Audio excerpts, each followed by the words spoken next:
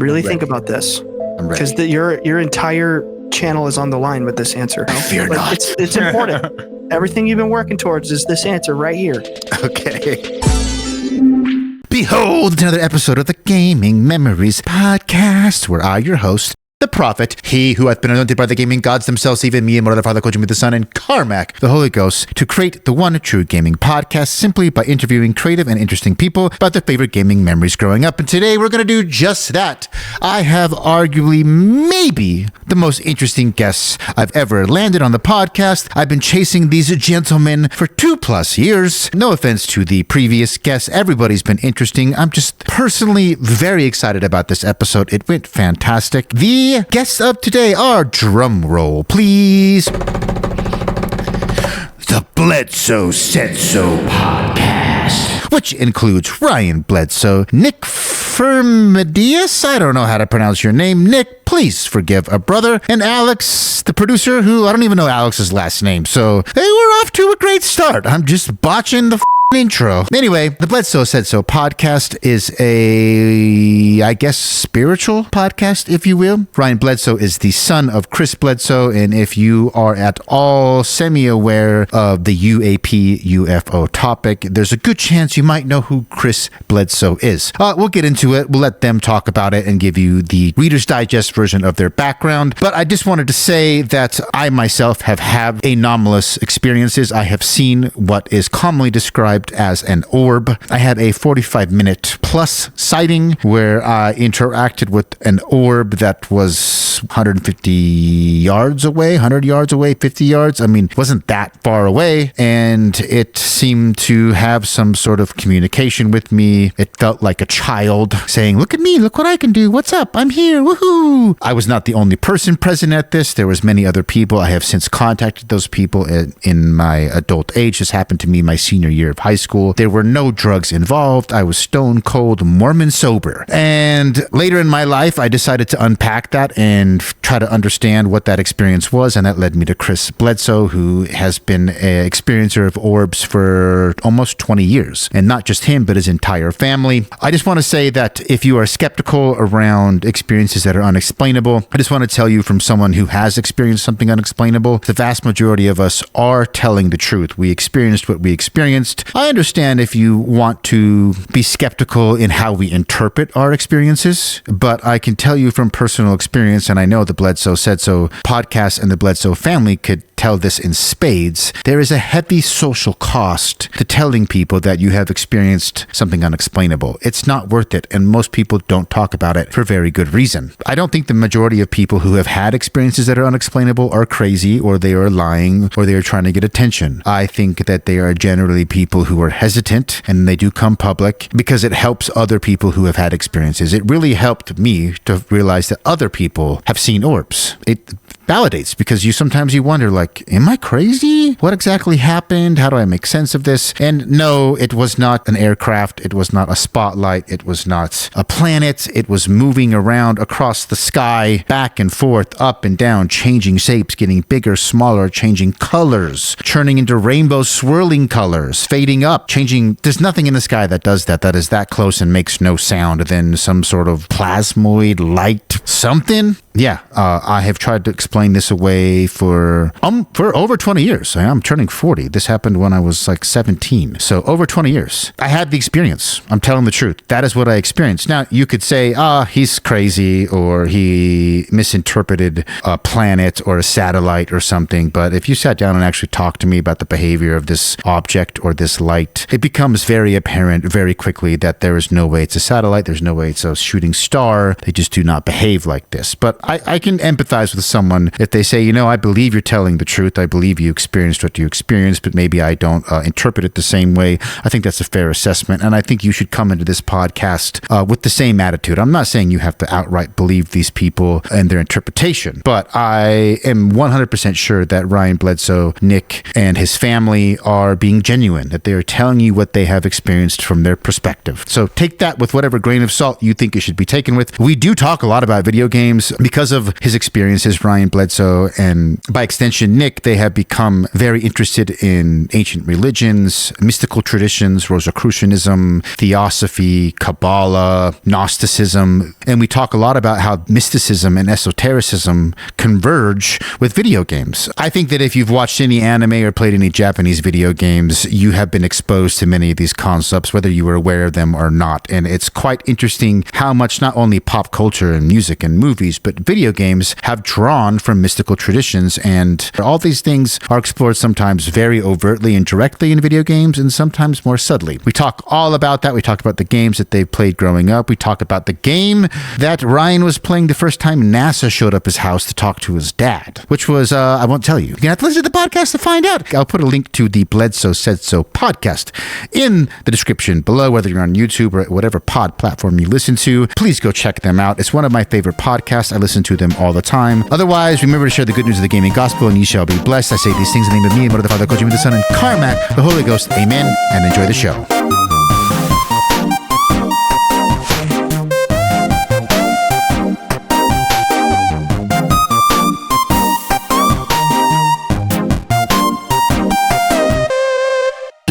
Yeah.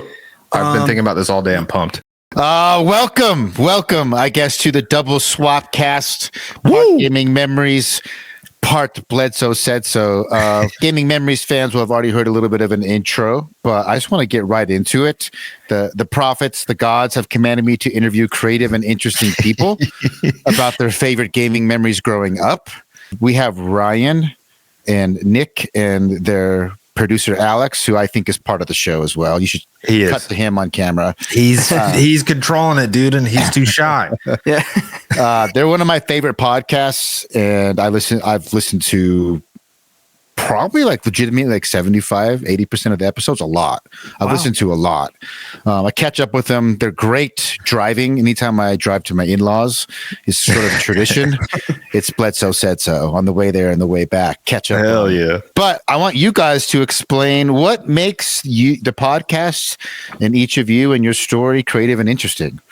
Yeah, I don't even know where to begin. Tell the people who you are. Yeah, I guess we'll start with like a little bit of a background. So basically, back in 2007, my family started having experiences with these like really strange phenomenon. It was beings, beings of light. As crazy as that sounds, it's like being talked about all over the world right now. It's like a really hot subject, Basically, it flipped our lives upside down, and very shortly after we had the initial experiences, me and my siblings were children. It started with my dad, my oldest brother, who was 17 at the time. I was 13, my other brother 15, my sister was like 10. And my dad and my brother were out fishing on the Cape Fear River, and they came close to or face to face with these beings that had glowing red eyes, and they were like literally their bodies were glowing like the color of the moon.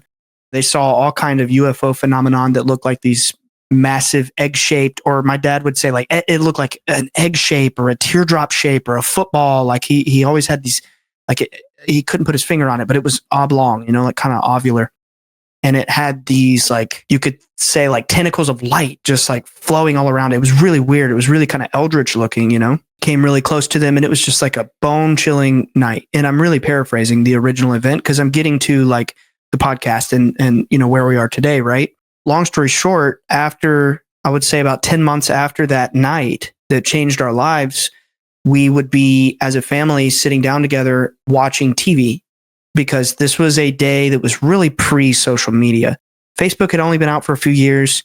YouTube had just come out in like 2006. People didn't have smartphones. It was a really like unplugged world. You know what I mean?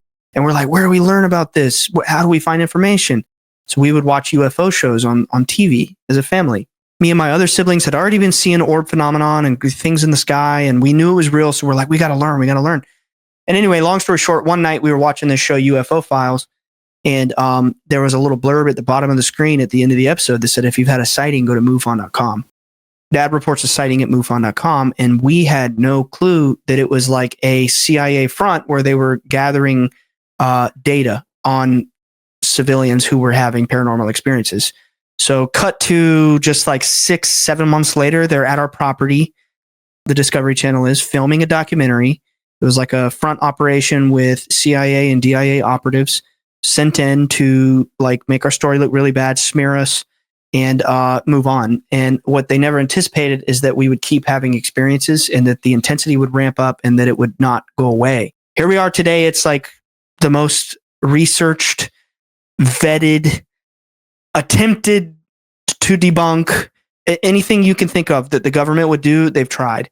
And now it's to the point today where like the official story coming forward from the government is virtually identical to our story. It's crazy, but yeah, I mean, it's just grown and gotten crazier by the year.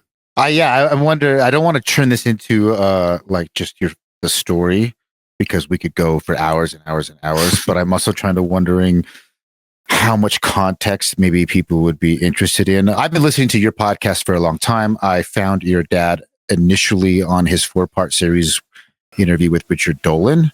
I think they're from like 2016, 2017. I don't know how old they are. They're older. Yeah, like 2019 maybe. 2019 maybe. And I was deep into the UFO topic, or the UAP topic, because I had a sighting in high school. And then the 2017 New York Times article sort of allowed me to give myself mental permission to revisit that. Like, I'm not crazy. You know, I did see something, and then I became obsessed. And I think I've told Ryan this before. I was obsessed for a good 3 to 4 years and never came across your dad's name. But wow. I'm listening to every night, going for a walk, 3 to 4 hours, just UAP podcasts, like just whatever name I could come up, but everything Richard Dolan had. Then I would type in something like Jacques Vallée. All right, let me listen to everything that he's talked about. Okay, Lou Elizondo. Okay, George Knapp. Okay, Jeremy Corbyn. Everybody that I get a hold of. And I don't remember. I think it was Lou Elizondo, like way later, that was just mentioned the name like Bledsoe. And I was like, that name sticks to your head. I'm like, I've never heard of an experiencer called Bledsoe. I thought I was pretty well versed in this. I found him on that 4-part series, and I definitely was open to the idea initially, but I wanted to say that I believe you guys. Number one, I've told you this. I 100% believe your story. I think you guys are saying what you've experienced.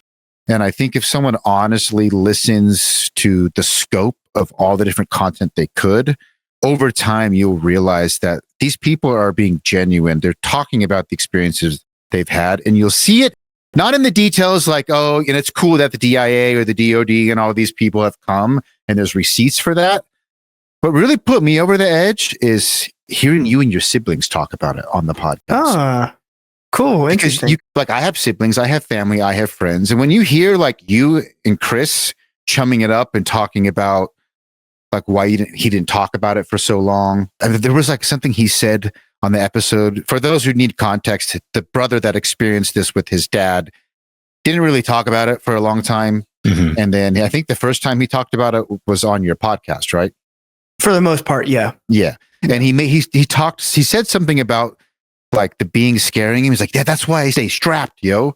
Uh-huh. Yeah. You could just tell like he had this experience he was talking about. Yeah. Like, this is genuine.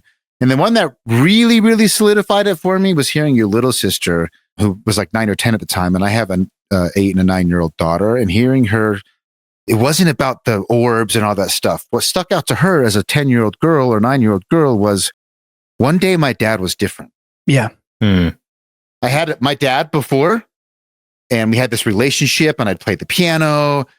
And then all of a sudden it was like, dad was just staring out at the sky all day, and he was different, and he was depressed, and all this stuff started happening, and people around us started treating us different because she's little. She doesn't get it, right? She doesn't quite. And that, like, I could see my own daughter being like, oh, that's how she would process it too, if this happened to me. And it was those kind of details that to me are more, I don't want to say more compelling. You got to have receipts and all the other stuff you've talked about. But I think it's the human element. If you're open and you listen to you guys interact and you realize these are just people like me, and this is how I would talk about it. Right. This is how it would be for me. Yeah. That's the real shit. Like, people can hear about like the receipts and who's been around and who's, who they've talked to and who's shown up and whatever. At the end of the day, that's just information. It's just data. It's just information. You hear them talk about it, or you spend time around them, or just hear them tell their story. There's no doubt whatsoever. I mean, also, like, I've been around them for many, many years, and I've seen stuff myself. So it's but I don't obviously have any problem believing it. I've seen it many times, but that's another thing. When you hear like friends, like I've heard you and Ryan chum it up just the same way me and my friends would chum up about like an old memory where everyone agrees what happened, but they had slightly different perspectives or things that stuck out. And then you hear, like, this is the same way when I talk to my friends, like, do you remember when X, Y, and Z happened? No. Actually, this happened before that. And this detail stood out. I mean, it became obvious to me over time, like, oh my God. Like I believed because I was already into the subject. I had an experience, but there's just this level where it's like, oh my God, this is real. Like, it like settles in. Yeah. I think people can connect and feel like when it's real. I mean, you're describing it right now. It's legitimate. Like, people can connect to the story, and that's how you really know if something's legit. You can feel it. Yeah. Yeah. You reminded me of us growing up when you said after you had your experience and you were obsessed for 4 years and you were like listening to every podcast you could find. That was us. That was us watching TV in 2007 being like, oh my God, we're watching UFO files, trying to learn what we could learn, And that was just a funny little parallel there. Yeah, you've brought up also, I always forget, you've said the story like 2 or 3 times. We talked about it on the phone. It was Fallout 3 you were playing the first time NASA showed up? Yeah. I was playing Fallout 3 and there was a ring at the door and it was this guy from NASA, Hal Povenmire. He's just like, hey, I'm with the NASA press corps. I came from Cape Canaveral hoping to meet Chris Bledsoe. Is this the Bledsoe residence? I was like, yeah, let me call my dad, like honestly, like, Mom, NASA's here. Someone from NASA's here. And we get him on the phone and then it was dad's just like, keep him busy. I'll be there in an hour. He was out on the town somewhere. From then on, the government was just in our lives still, like literally still to this day, like asking us questions, investigating, sometimes doing research, sometimes doing scientific investigations, things like that. I mean, it literally, I want to stress to your audience, like it not only never ceased, but year over year, it ramped up still to this day, where now you can go and look at the latest whistleblowers from the government and their story sounds literally identical to ours. I mean, there's elements of theirs that are different, but it's crazy. Like it's kind of hard to deny at this point that it's real. Like, I mean, of course I know that, but the people looking at this, it's like you put 2 and 2 together. It's like, oh my God, the government story is literally just like theirs. Like how else can the story they've been telling for almost 20 years now. Yeah. Right. It's 18. Yeah. We're just 18. Past like 18 years. Yeah. Yeah. I've always had the feeling that if someone took an honest look at the subject in general and looked at all the different experiencers, all the different sightings, just the sheer volume just in America. And then if you dive into Brazil, South America, France, Russia, there's a lot of good information that comes out of there. But like people have been having experiences that are unexplainable forever. And that ties into, from my understanding, this experience your family had helped guide you guys to this direction of being, I don't want to say focused on, but I would classify your podcast as a spiritual podcast more than for sure. Yeah.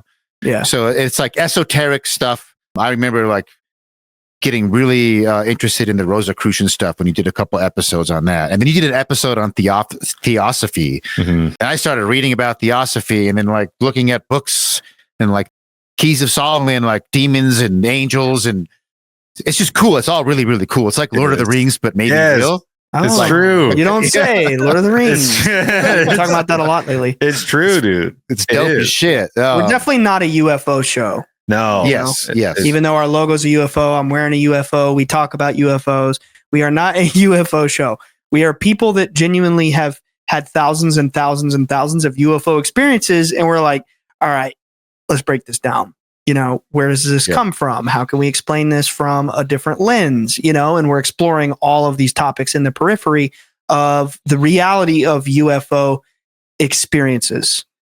So that's, we are kind of like a spiritual show. It's like a metaphysical hot pot of all these different topics. And we talk video games and, movies and all kinds of stuff. And because you start to kind of figure out that there's a lot of overlap between like esoteric, occult, mysticism, like that type of shit and pop culture. Yeah.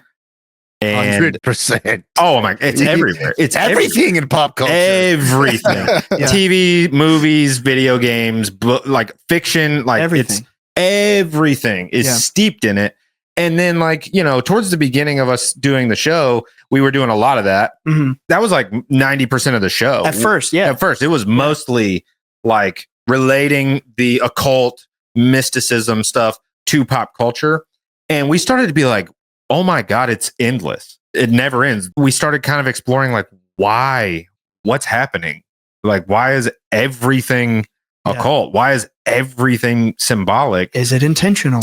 Right. Is it subconscious? I mean, we like to explore that kind of thing. Yeah, that's one of the big things that we've been kind of trying to figure out is it intentional? Are these people like initiated with this information and they're trying to intentionally spread it to people for good or otherwise?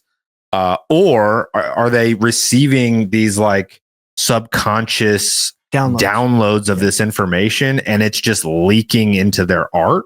I think there's examples of both. Yeah, for sure. You'll like read Darren Aronofsky is an example of intentional 1,000%. Yeah, yes. or Kubrick. But then you have, what's his name? Hideaki Anno, the guy who made Evangelion. Is that Evangelion? Yeah, I don't know his name, but yeah, he says like intentional. He says it was unintentional. But then if you research him, he was in a cult. Exactly. He was in a spiritual cult. He's like, I don't know nothing about none of that stuff, dude. I just thought it looked cool. Yeah, right. It's what the fuck? Like, what are we talking about here? It's bro. Anytime a Japanese creator uses like Christian biblical symbolism, there's it's something. There's research. Yes. Yeah. You know, it's intentional. It's for sure. Yeah. And it's just cool. We love exploring that overlap. Yeah, and then eventually we hit a point where we like, even though we still do some of the pop culture stuff, we hit a point where we were like, let's explore the source. Yeah. You know, let's get more into the source first. Yeah, let's dive into Rosicrucianism. Yeah. You know, and it's like what you were just talking about, and we've done a lot of that too. So it's really, we just have fun. Yeah, I think a little bit of both when it comes to pop culture and art. Speaking of the Rosicrucian episode, that inspired. I have a music project. By the way, you guys do Twiceborn, a band. We should plug that. Yes, sir. Yeah. You got a badass fucking metal band. Oh, thanks, dude. Yeah, good shit. If you like heavy riffs, you're into riffs. If you're into really annoyingly heavy music, you probably like it. We've been working lately too. Yes, we have. It's pretty heavy. Like you guys definitely. We tone it down. Nah, don't do that. We don't go all the way. No, we do try to tone it down. Yeah, we got to reel it in sometimes, but yeah, we have fun with it. But yeah, that Rosicrucian episode, I was starting a new music project. It's all dark electronic, and I built like a whole. It was so inspiring. Basically, I took that little bit and kind of built a fake cult religion, sort of loosely based around like Sleep Token. Your guys' like Sleep Token. Yeah. Dude, you know what's crazy? I mean, they did it first and did it best, and they're huge. When we started the project, I didn't know who they were, and we put out our first single, Veilit. One of the first things we got back was like, "You guys remind me of Sleep Token," and I'm like, "Who's this?" And then I discovered one of the greatest, coolest bands of all time. They're dope. They're dope. My niece, my brother is the other guy in the group. My niece's daughter. She said he sounds like he sings in cursive. Yeah, I see that a lot on the internet for sure. Like, that's pretty cool. I think that's good. But anyway, the point being is I'm not near as knowledgeable about the occult as you are and other people. I just pick up. I think it's fascinating. Kind of like I think Darth Vader's cool, but I don't want to act like Darth Vader, but I want to look like Darth Vader and be cool like Darth Vader. So you get into I'm in the same boat. I'm in the same boat as you. Like Ryan is the info guy. He's got all the info. He does all the deep diving and all the info. And I'm just like, that's sick as fuck, dude. Like that's my whole role on the show is to just be like, that's fucking cool. I'm not even that knowledgeable in the occult, to be honest. I just talk about things that interest me at the moment. Yeah. I don't have. No, you do have a genuine like seeker personality and mindset where you actually really are compelled to dig and find this information like right now. You've always been that way. And then, you just talk about it. Yeah. And then I'm kind of here to be like the bridge between that and the audience. You are a good like liaison between the listener who maybe needs someone to ask a question because we don't follow. Yeah. Pretty good. Anyway, people will sometimes respond, and I'm extrapolating to your question about how much of pop culture and occult is intentional versus seeping through. And maybe it seeps through in a way where you don't really know the details. You just kind of like something, you're drawn to something, you think it's cool. And then other people will tease out details that you never intended. But in hindsight, you're like, those details are kind of there, but it sort of happened. I didn't master plan this. It just sort of worked out that way. Yeah. And that might be the seeping thing. Cause I think I probably come across like there's some sort of master plan about this brand or this music project, but really it's like, I think this is cool. I think what Ryan talked about is cool. I think what this guy talked about is cool. I kind of put them together, mix it with this image. Like this as far as I'm thinking. Is it cool or not? Right. Yeah. Right. Oh, this looks cool. Yeah. Yeah. That's kind of the way. I mean, it's a way. It is a very effective way, in my opinion, to do art in general. Like just collect a bunch of shit that you think is cool and put it together in a new way. I'll give you an example of exactly what we're talking about. Okay. How it's like not necessarily intentional, but coming from somewhere else. Yeah. Right. Yeah. This morning when I rolled out of bed, as you know, I first wake up. I'm fuzzy and I'm like, let me look at, my phone for a few minutes. I'm not ready to get up. You know how it goes. I'm not really a morning person. So I'm looking at my phone this morning and I told my wife, I was like, oh my God, this is so crazy.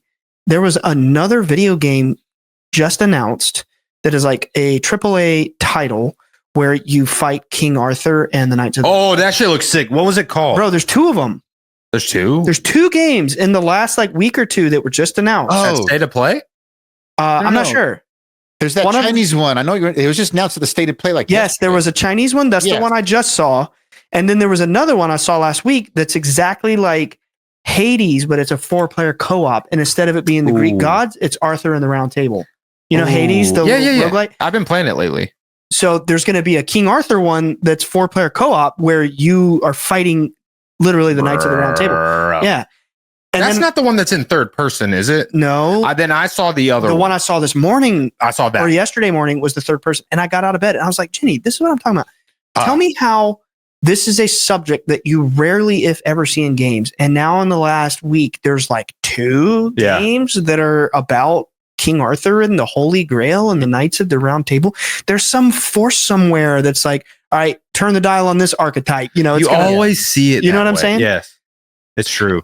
There does seem to be like trends in pop culture. Yeah. It's just like you have a wave of this subject matter or this archetype or this theme, and then they kind of ebb and flow and come in cycles.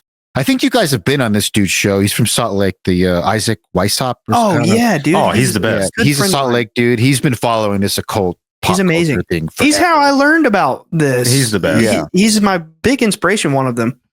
I love Isaac.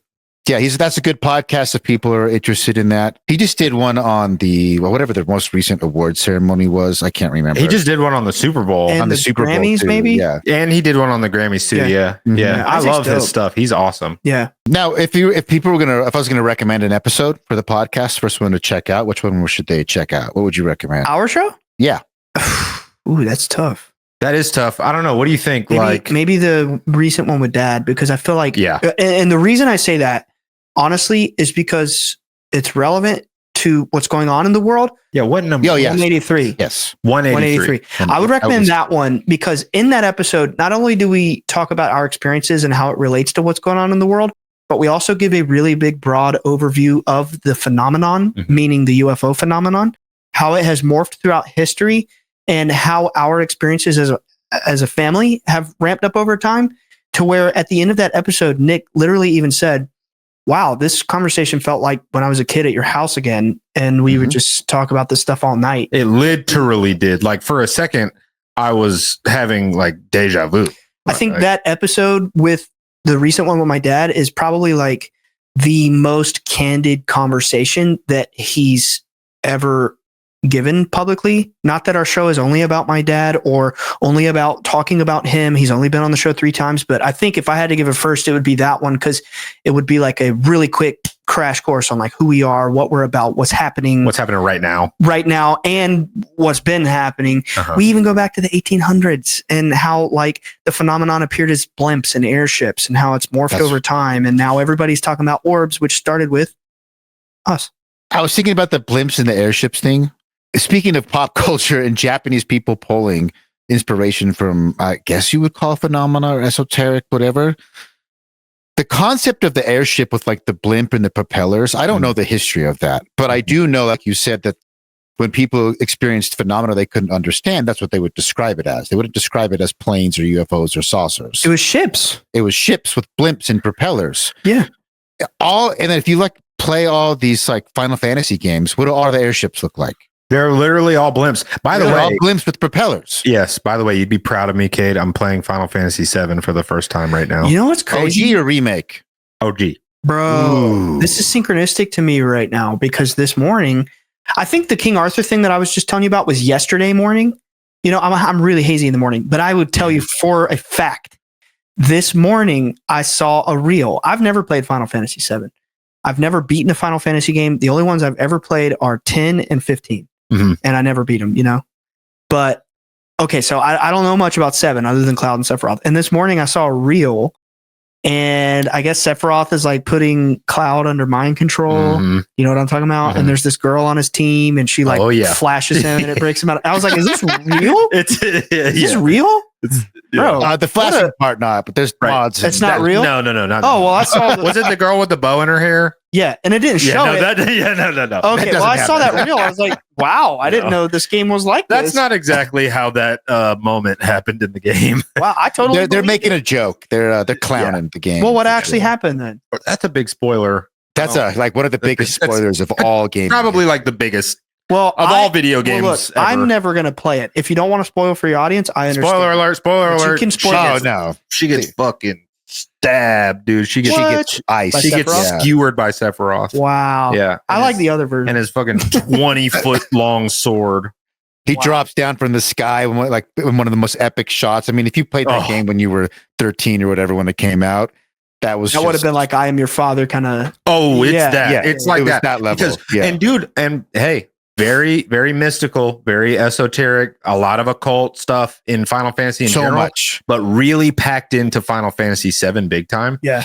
Aerith is the character's name, and she is very, like, she has like foresight kind of. She's like psychic. She has like low-key like psychic abilities. Mm-hmm. She's connected to Mother Earth, essentially. Cool. They describe it that way. And she's like angelic. I mean, she's is she one of the she's an ancient. She's an ancient. Yeah. Yes. There are these beings called ancients in Final Fantasy VII. They're descendants of kind of like the original. Is it like the original humans, or is it a race that came before the humans that they descended from? I'm not sure. I'm not like a full expert on the like the deep Final Fantasy lore. VII. I know that they were like ancient beings, and they have like psychic abilities, and they like radiate light, and they're like kind of like gods. Wow. So she's low key like kind of an angelic character. She's like very innocent. She kind of exudes like kind of like Gandalf. Kind of in a way, yeah. Kind of. She's sort of, but it's, I don't know. It's different than that. She's very like pure-hearted, like divine feminine energy for sure. And then fucking Sephiroth, bro. Oh, one of the greatest antagonists. I would say I'm learning. That he is. Yeah, for sure. He's legendary. The concept of that world. Yeah. I would be curious your thoughts on this, Ryan. Like the concept of the world is that the planet has what's called the life stream. It's like it's the lifeblood, or maybe the blood or the soul of the planet, but it's actually all souls are reincarnated, and the planet itself is a being, which is all stuff your fucking dad has talked about. Yeah, this is real shit. You know, this game came out in 97, 98, whatever it was. Yeah. And the planet itself is... But it's Japanese, bro. Yeah. This kind of stuff is not esoteric in the East. It's normal shit to normal. them. Yeah, it's more normal. That's true. And actually, a lot of esoteric information comes from the East. Mm-hmm. Oh, yeah. The ancient shit? Yeah. Oh, yeah. Yeah. Where it's like kind of common practice over there. I mean, there are esoteric arts. I don't want to be generalizing, but it's more common there. Honestly, if nothing else, you should maybe look into playing the remake of Final Fantasy. Yeah, because it plays like Kingdom Hearts. It plays like, it's not turn-based. It plays like, you played 15. I loved 15. Yeah, it was just so long. And I just bro, it's about like this low-key, like anti-terrorist organization. They're kind of like a terrorist organization, but like anti-terrorist organization who they're like blowing up these big like reactors and stuff that are siphoning the like soul energy from the planet. It's called Mako energy or something like that. They're like sucking the soul out of the planet. Yeah. And so this group, are they called Avalanche? Avalanche, yeah. Yeah, they go around and blowing shit up and to like stop. And Barrett is one of the main characters. He's always running around. We gotta save the planet. We gotta save the planet. They're killing the planet. Like it's awesome. It's so sick. It's definitely iconic. It is so iconic. Yeah, I've been really loving it. I wanted to play the OG before I earn the remake, but that's also because I've just kind of been on like a retro gaming kick. I just beat Chrono Trigger for the first time, and I was like, I need more. Welcome to the other side of one of the greatest JRPGs ever, dude. It's a bittersweet feeling. You'll never. I told you, I'm jealous that you got to play it for the first time. You'll never have that experience again. Yeah, and you can replay it, but it'll never be the same. And there will probably never be another Chrono game ever. Sadly, probably not. I mean, they might try to siphon. It will never happen. They'll never recapture the magic because that game was this weird coalescence of three of the biggest creators in Japan at that time. Wasn't it made by Akira Toriyama? He did the art. Oh, just the okay. I thought he made the game. The art direction, but it was And then you have Sakaguchi, Final Fantasy, and then the Dragon Quest guy. I always forget. Also art by Akira Toriyama. Yes, also art. My goat, my hero. Did you know the factoid, Cade, that Chrono Trigger and Final Fantasy VII were originally the same game? Huh? I did not know that. No. Dude, okay. Yeah, this is pretty crazy.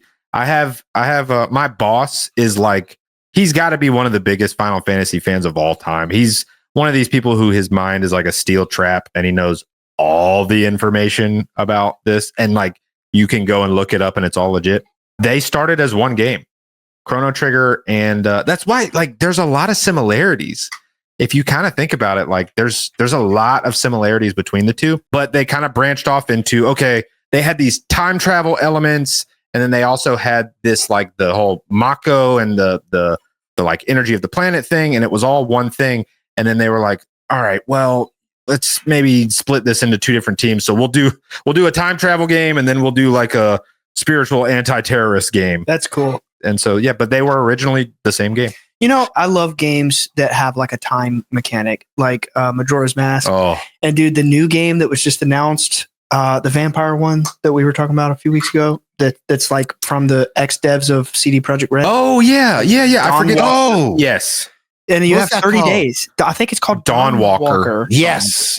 But dude, you have 30 days. Yeah. Like no run will ever be the same because once you start the game, you have 30 days. And every little choice you make will avalanche into all these other choices. And then at the end of the 30 days, it's over.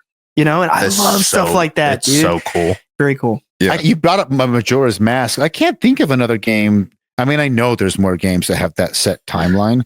A lot of Persona games are like that, which are also so esoteric. It's all about, I don't even know how to, I wouldn't say it's like the lesser key of Solomon demons. It's basically like a Japanese twist to like Western demonology, but they kind of created their own thing. But they always do it better than we do. They do it.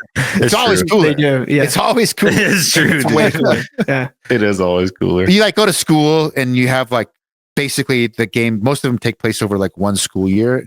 And by the time the school year's over, like the game ends and however prepared you are and whatever, it's over.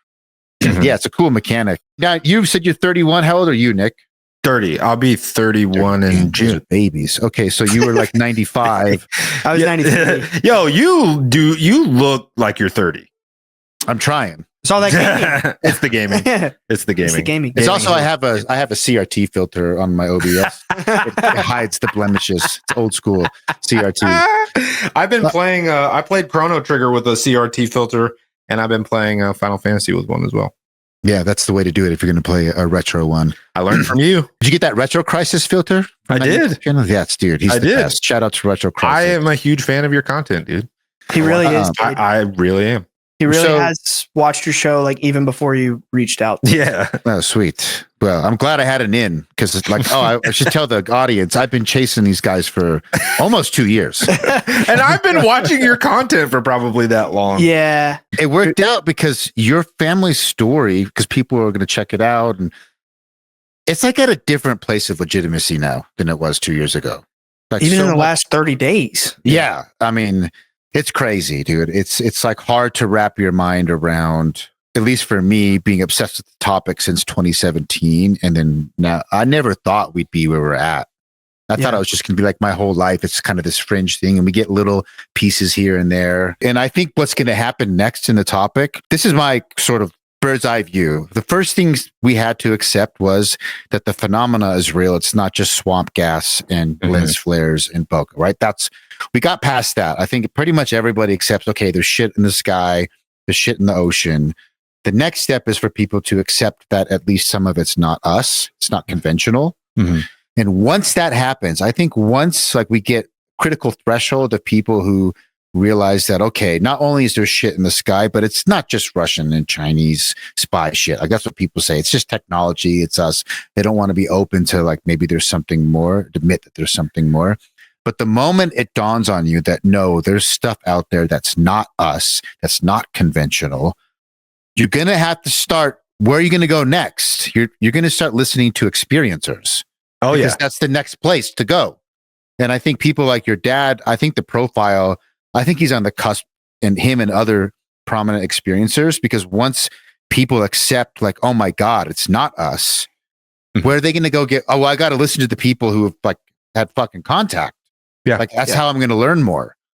And so Yeah. I think you guys are going, I think in the next year, it's going to be like stratosphere time. You mean for us? For the subject in general, Oh, and okay. As a because of whole. that, by you as extent, yes. Well, it's happening now, to be honest. It's already unfolding. And I completely agree. But I'll tell you where we go next.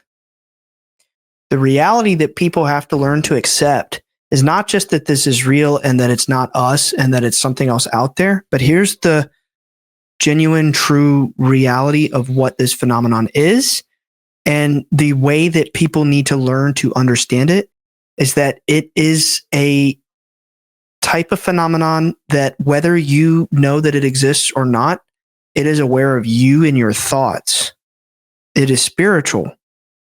You know, I'm not saying it's particularly this or that or the other, but that it comes from another dimension. They transcend our understanding of material reality, you know, that they live in another place that maybe is a mental place, maybe it's a spiritual place, an etheric place, and that they communicate through telepathy.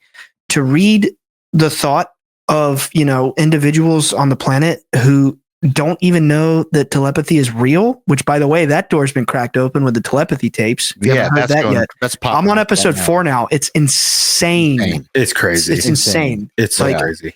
Have you been listening? Yeah. First two. Yeah, dude, it only gets crazier each episode. It's wild. It's freaking insane. I was already kind of bullish on like, there's got to be some sort of, I just thought I was open to the idea, but not only are the telepathy tapes, but in the UFO world, like the Jesse Michaels, the Julian Dory, Danny Jones, like these type of guests that are coming on, they're talking, the whistleblowers are saying the government is looking for, they call them psionic assets. They don't use telepathy or psychic, right? Because that's, well, they have to use neurolinguistic programming Yeah. to make you think a certain way. And So like, look over here. I, on the other hand, you know, it's smoke and mirrors. Yeah.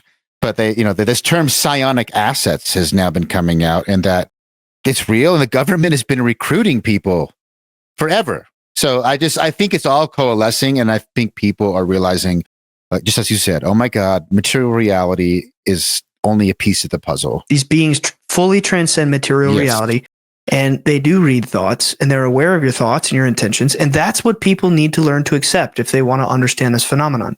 If you think about it as something that just inhabits a physical ship and it comes from another, you know, physical place, I'm sorry, but you know, that's not the reality of the situation. Maybe those kinds of things do exist somewhere, but I can tell you with like provable certainty that that is not what is happening now that we are aware of. Not only have I experienced this phenomenon many thousands of times, far away, sometimes up close, but many thousands of times, you know, it appears. Nick has seen it, Alex has seen it, ground level, sky level, whatever. Yeah. In the house, out the house.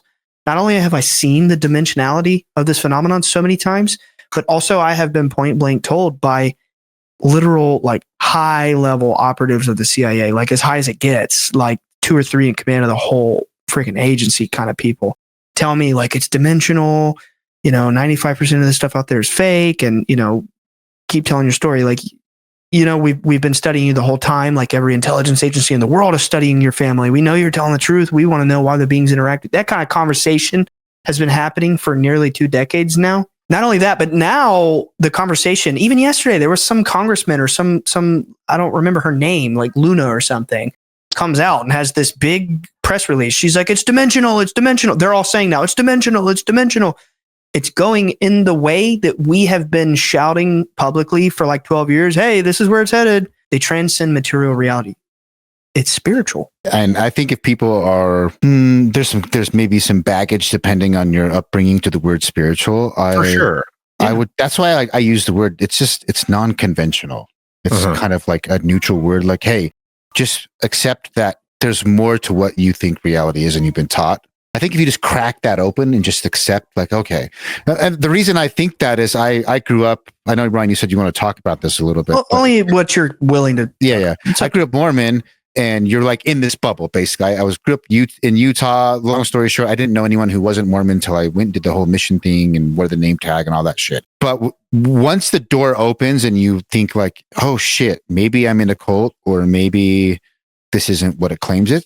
Once you open it and start looking into it, it's like actually pretty easy, and you figure it out pretty quick. I feel like the phenomena is the same way. We have 50, 70, 80 years of programming as a culture, especially in America, to discredit and you're a wacko and you're a whack job. And imagine all the poor people like your dad and your family and experiencers who have been gaslit to hell and back.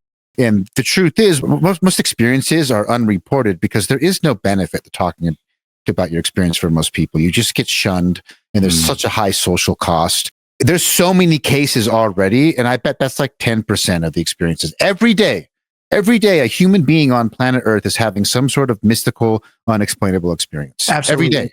Yeah.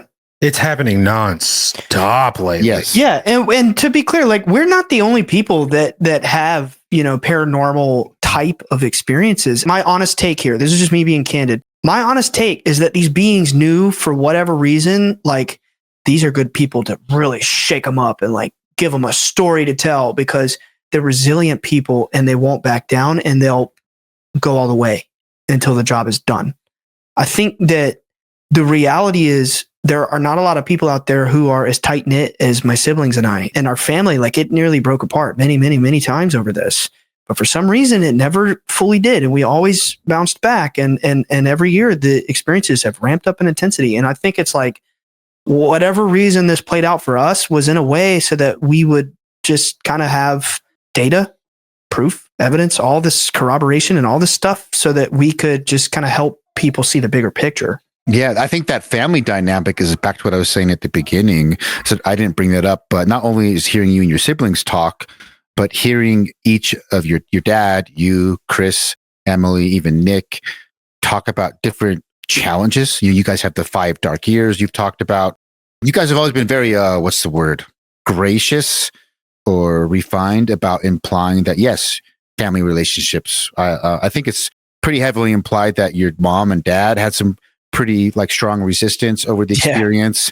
So it's like, this is not some made up story. Like, this is real people dealing with real shit, and you get all the good and the bad.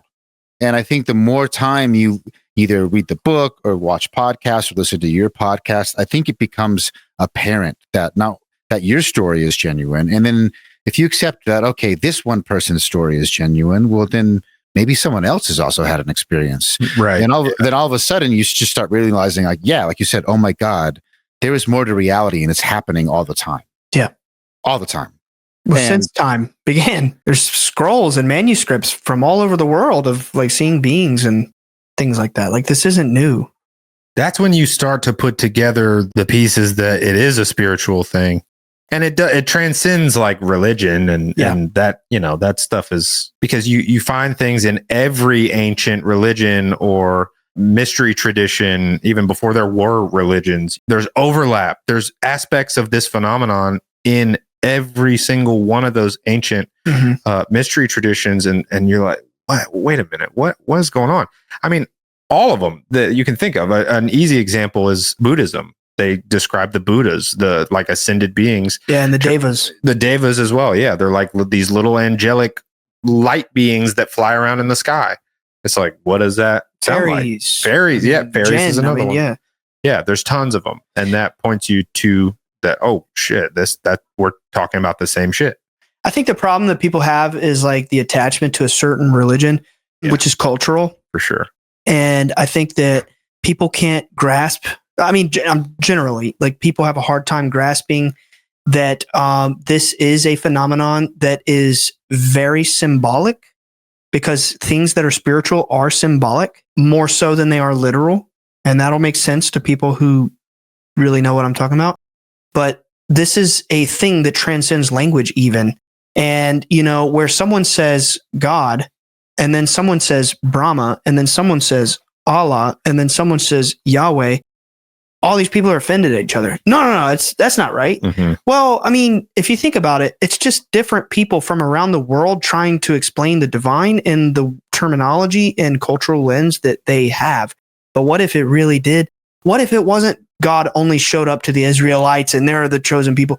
But what if it's really like, you know, God is truly for everybody, and for thousands of years, people everywhere have been trying to explain this phenomenon that's been going on.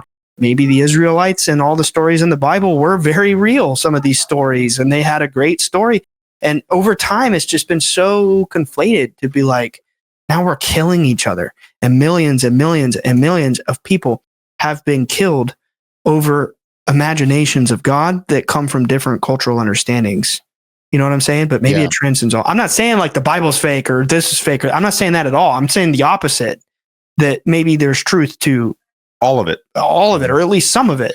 Yeah. You know? I mean, there's a flood myth in like every culture around the world. Yeah. So, I mean, there's probably some big ass floods that happened. Was it literally the entire earth and two of each animal got knocked? No, obviously, like, let's be real. But there was a flood. Yeah. There's probably multiple floods. Oh yeah. There's also like, I think a dozen or more different religions or mystery traditions that describe beings that are almost exactly like Jesus Christ in every way, down to like the birthday, down to being a carpenter, down to born of a virgin, like almost every single detail across so many different, the death and rebirth across so many different cultures, like down to the birthday. Yeah. The winter solstice, you know, like almost every detail of Jesus and his life is down to like ages and locations. It's like, it's the same thing detailed across different eras, different ages, different cultures, different religions. Maybe part of the folly is we want to take everything literally. Yes. We want desperately to have a roadmap. Like, tell me exactly what I need to do. Yeah. Tell me exactly what I need to do so that I can't fuck it up. But it's like, well, you're like, that's part of the folly, is thinking you have to do it in an exact specific way, because there is no exact, there's no list of rules and specific, you know, say this Hail Mary or you know, pray and bow towards this direction every day, or there's no specific shit like that. It's more of a personal connection. Yeah, I think the folly is when we want to do it literally. Yes. And if you follow it literally, most texts say, don't believe the other ones. Yeah. You know what I mean? Oh, kill them. Everyone else is bullshit. Yeah. So, yeah. Yeah. If you look into like the mystery traditions, you know, we do go into a lot of that kind of stuff on our show. Like we have a whole wisdom tradition series, which I've actually been thinking the next one would either be Rudolf Steiner or Rosicrucianism, whenever we get to the time where we'll do one. Nice. The more you dive into these kinds of things and read these kinds of texts and learn about this body of knowledge, it's pretty clear. It's pretty evident that things that are concerning spiritual mysteries, the spiritual reality, are symbolic. That doesn't mean not true. That doesn't mean not real. It means that the comprehension of such things transcend the literal thinking. Like, it's beyond us. We can't comprehend beyond fathom. So therefore, the only way we can fathom is through symbol. Abstract representation. Yes. Like an artistic depiction. Yes. You know, through fiction, through that medium. You know, it's real, true shit, but like not down to every little nitty gritty detail. It's like when you look that closely through a microscope, it's like, dude, you're losing the point. You've missed the point now. You're looking too closely into it. You can't see the whole forest because you're looking at the one tree, dude. At the like, tree, you know? catch the vibes. Yeah. Catch the vibes, dude. Yeah. Is there a game either one of you have played that tackles these religious subjects in a way that really stood out to you? You're like, maybe the creators of this game are on my same level or on a similar wavelength. Anything that stands out to you? Because I know you both have talked about it. I've heard you talk about it on your show. I know you brought up Kingdom Hearts and Zelda. You know, is there anything where you're like, okay, this is some real shit in terms of the stuff I'm interested in? You know, someone's tapping into a similar vein here. Oh, 1,000%. And I feel like I don't know that any one game covers it all. I think what it is I can think of a bunch of different examples of games that hone in on either one aspect or one specific like mystery tradition. Like when I think Kingdom Hearts, I think Gnosticism. It's like a lot of the details are almost directly pulled from Gnosticism. This whole like the Kingdom Hearts being the collective consciousness of all sentient beings. The idea of going within yourself, your heart, to access and converse with your higher self. In order to awaken. It's like, oh my God. Well, it's also like all the light and dark. Absolutely. And, you know, they even have like on Kingdom Hearts 3, there's like these, I haven't finished the game, but there's these godlike guys and they're like playing chess and it's got the checkerboard symbolism, which was, you know, Templar Knights. They were Gnostics, very esoteric. Yeah, there's tons. Aren't there like 13 people in the order? The nobodies there's 13 people or Organization 13. Yeah, Organization 13. Yeah. And which is a Templar thing. Yeah, and there's 7. It's like 13 darknesses and 7 lights. And there's this ancient prophecy of their endless struggle, but their eventual clash where the light will win against all odds. And like there's so much that feels like it's directly ripped from Gnosticism. That, I mean, one of the games is Dream Drop Distance. They literally have to go unconscious and dive into their subconscious. Oh dude. Like Persona. And yes. And like move through their memories and stuff in order to like reach a heightened, like their higher self, in order to access and become their higher self in the waking world. Wow. They have to literally dive into their subconscious. It is mystical as shit. And it just reminds me a lot of Gnosticism. Yeah, it's hard for me to say, like, specifically to your question, is there one game where I feel like, wow, this is like so on my level? There's so many. But one game that I did want to talk about that I thought was really cool. And, you know, I do think there is a lot of like Japanese developers or artists seeing Western esoteric concepts and be like, this is really cool. Oh, for sure. I don't know that I mean, maybe Kingdom Hearts is one thing, but I don't know that they're always trying to like teach you a message. In anime, for sure. I think anime is a different, we could do a whole episode on, you know, on anime and the esoteric themes in it. But Devil May Cry, I think it's I was playing that today. Hey. What? Yeah. Devil May Cry 5? I downloaded 5 like 2 days ago. I'm doing a Devil May Cry video. So nice. Oh, I didn't know that. That's crazy. Another little synchronicity there. Well, I don't want to spoil it for you if you haven't. No, I've already played it. He's played them all for sure. This is a pro. Do you do playthroughs? No, I do either like how to take old games and kind of get them running better on modern hardware, or I do some like art. I'm doing a Beauty of series where I take a camera hack for a game. You can detach the camera, and then I just get like cinematic shots of the different environments. Cool. And then I edit them together to music. And I'm doing awesome. that. I love those. That's really cool. Oh, it's sick. I'm definitely going to like start peeping your content. But Devil May Cry 5, it's the RE engine. And I wouldn't say it's Final Fantasy 7 level twist, but there's a huge twist to that game. Okay, I think we can talk about it, but... Absolutely. Well, last year, I don't know if you've seen this episode, but last year we had the voice of Dante on our show, Ruben Langdon. I didn't even know that. I fucking missed it. So I need to go back. He's a very cool guy. And he was so nice. Yeah, and he's a friend of mine, and he's really into the UFO stuff. And I think he reached out to me, or I was introduced to him, and I was like, dude, you got to come on the show. So I got Devil May Cry 5. I played it. I beat it in like 2 days or something. I was hooked. Yeah, if you don't mind me talking about the spoiler. Go ahead. The thing about that game that I thought was really cool was that there was this emergence of the Qliphoth, or it's like Kabbalah symbolism, right? And like, long story short, he ascends and becomes this, like, I guess, I mean, he's like a demon, but he's kind of like an angel, you know, when he like transforms his brother and then this other kid. Is it Nero? Correct. That's the other. That's like Dante's nephew, I think, Laura. Yeah, something like that, or cousin. Yeah. And he like awakens and has his moment. But long story short, they go to the top of the Qliphoth tree. Nero awakens. He becomes this like godlike being, and they fight Virgil, whatever. Long story short, they go all the way down into hell at the bottom of the Qliphoth tree, where you fight his brother Virgil in his fully awakened state.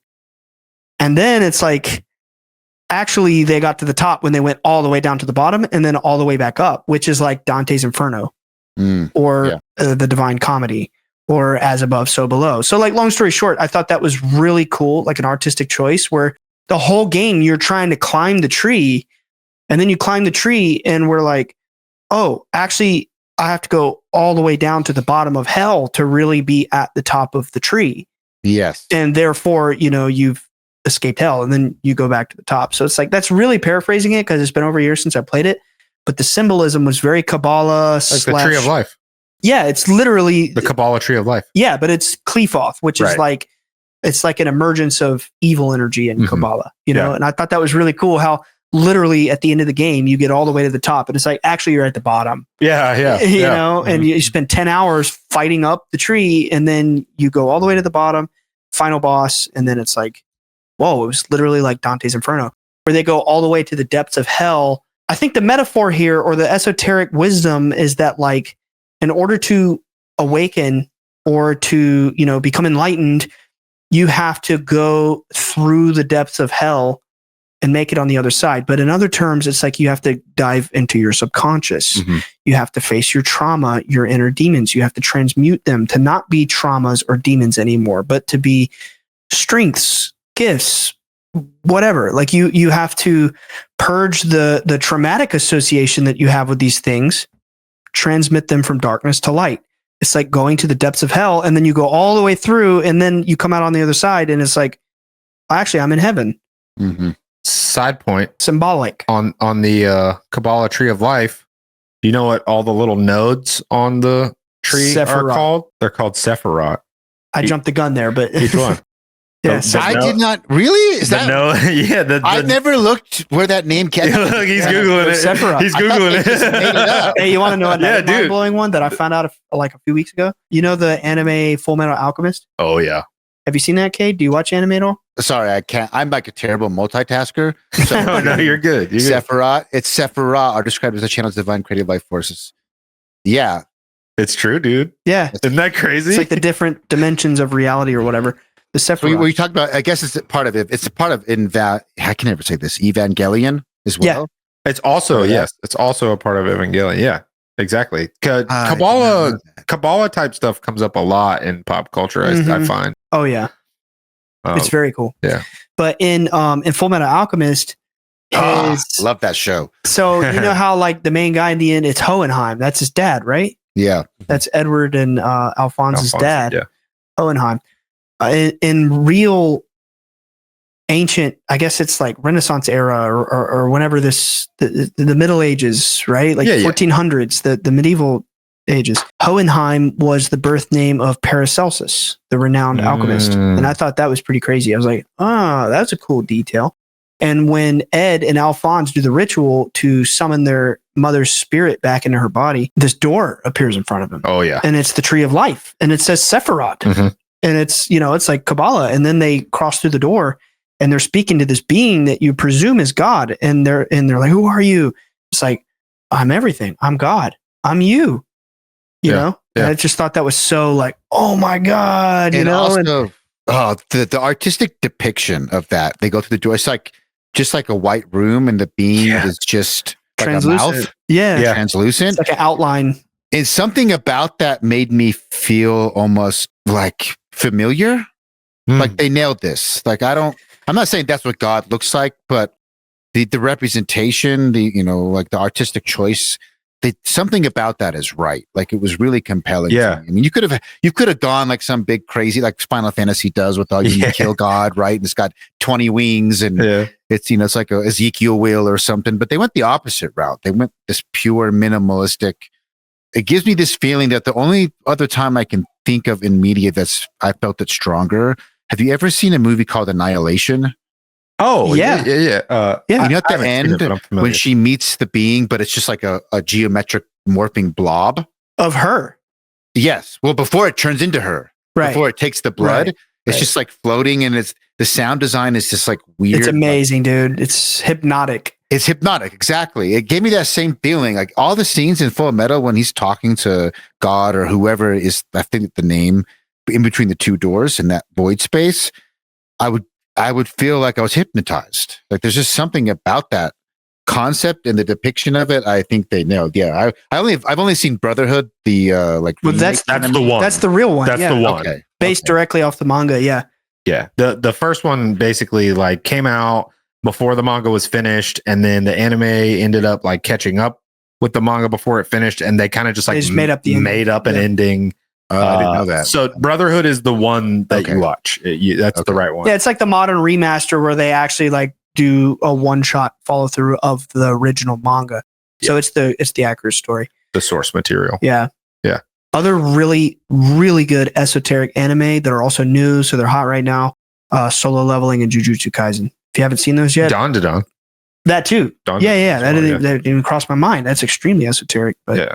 Before we leave the Kabbalah Tree of Life thing, I'm sure you played the newer Wolfenstein games. I played New Order and I think there's 3 new ones. Yeah, I think there are 3, but I've played the first 2. Okay, so I think it's the first new Wolfenstein of the newer ones. I think it probably came out in like, I don't know, 2016, 17, 20. Yeah, somewhere around there. They have the whole like Da'at Yeshud. It's called like the Da'at Yeshud. It's that like esoteric underground Hebrew magic thing. It's literally all Kabbalah. It's literally Kabbalah. Those are Sephiroth. He says it. He straight up says like this is kabbalistic magic.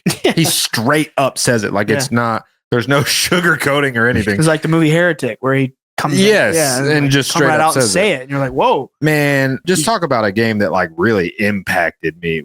Wolfenstein. I had never even heard of the original Wolfenstein. Yeah. When I played the newer ones, and my friend Jacob, our friend Jacob, shout out Jacob.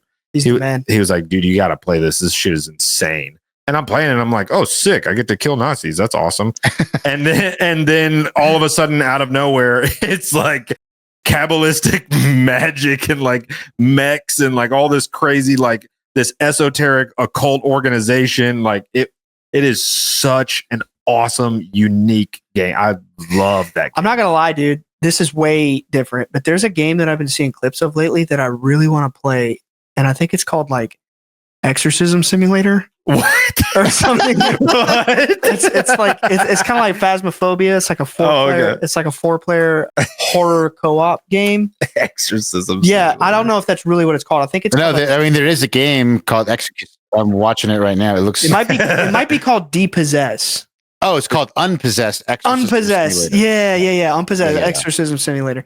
Dude, it looks crazy. It's just like Phasmophobia, but instead of like hunting a ghost, you're trying to like use like crosses to get the devil out of people. Oh, that's crazy. Oh my God. Like it's creepy.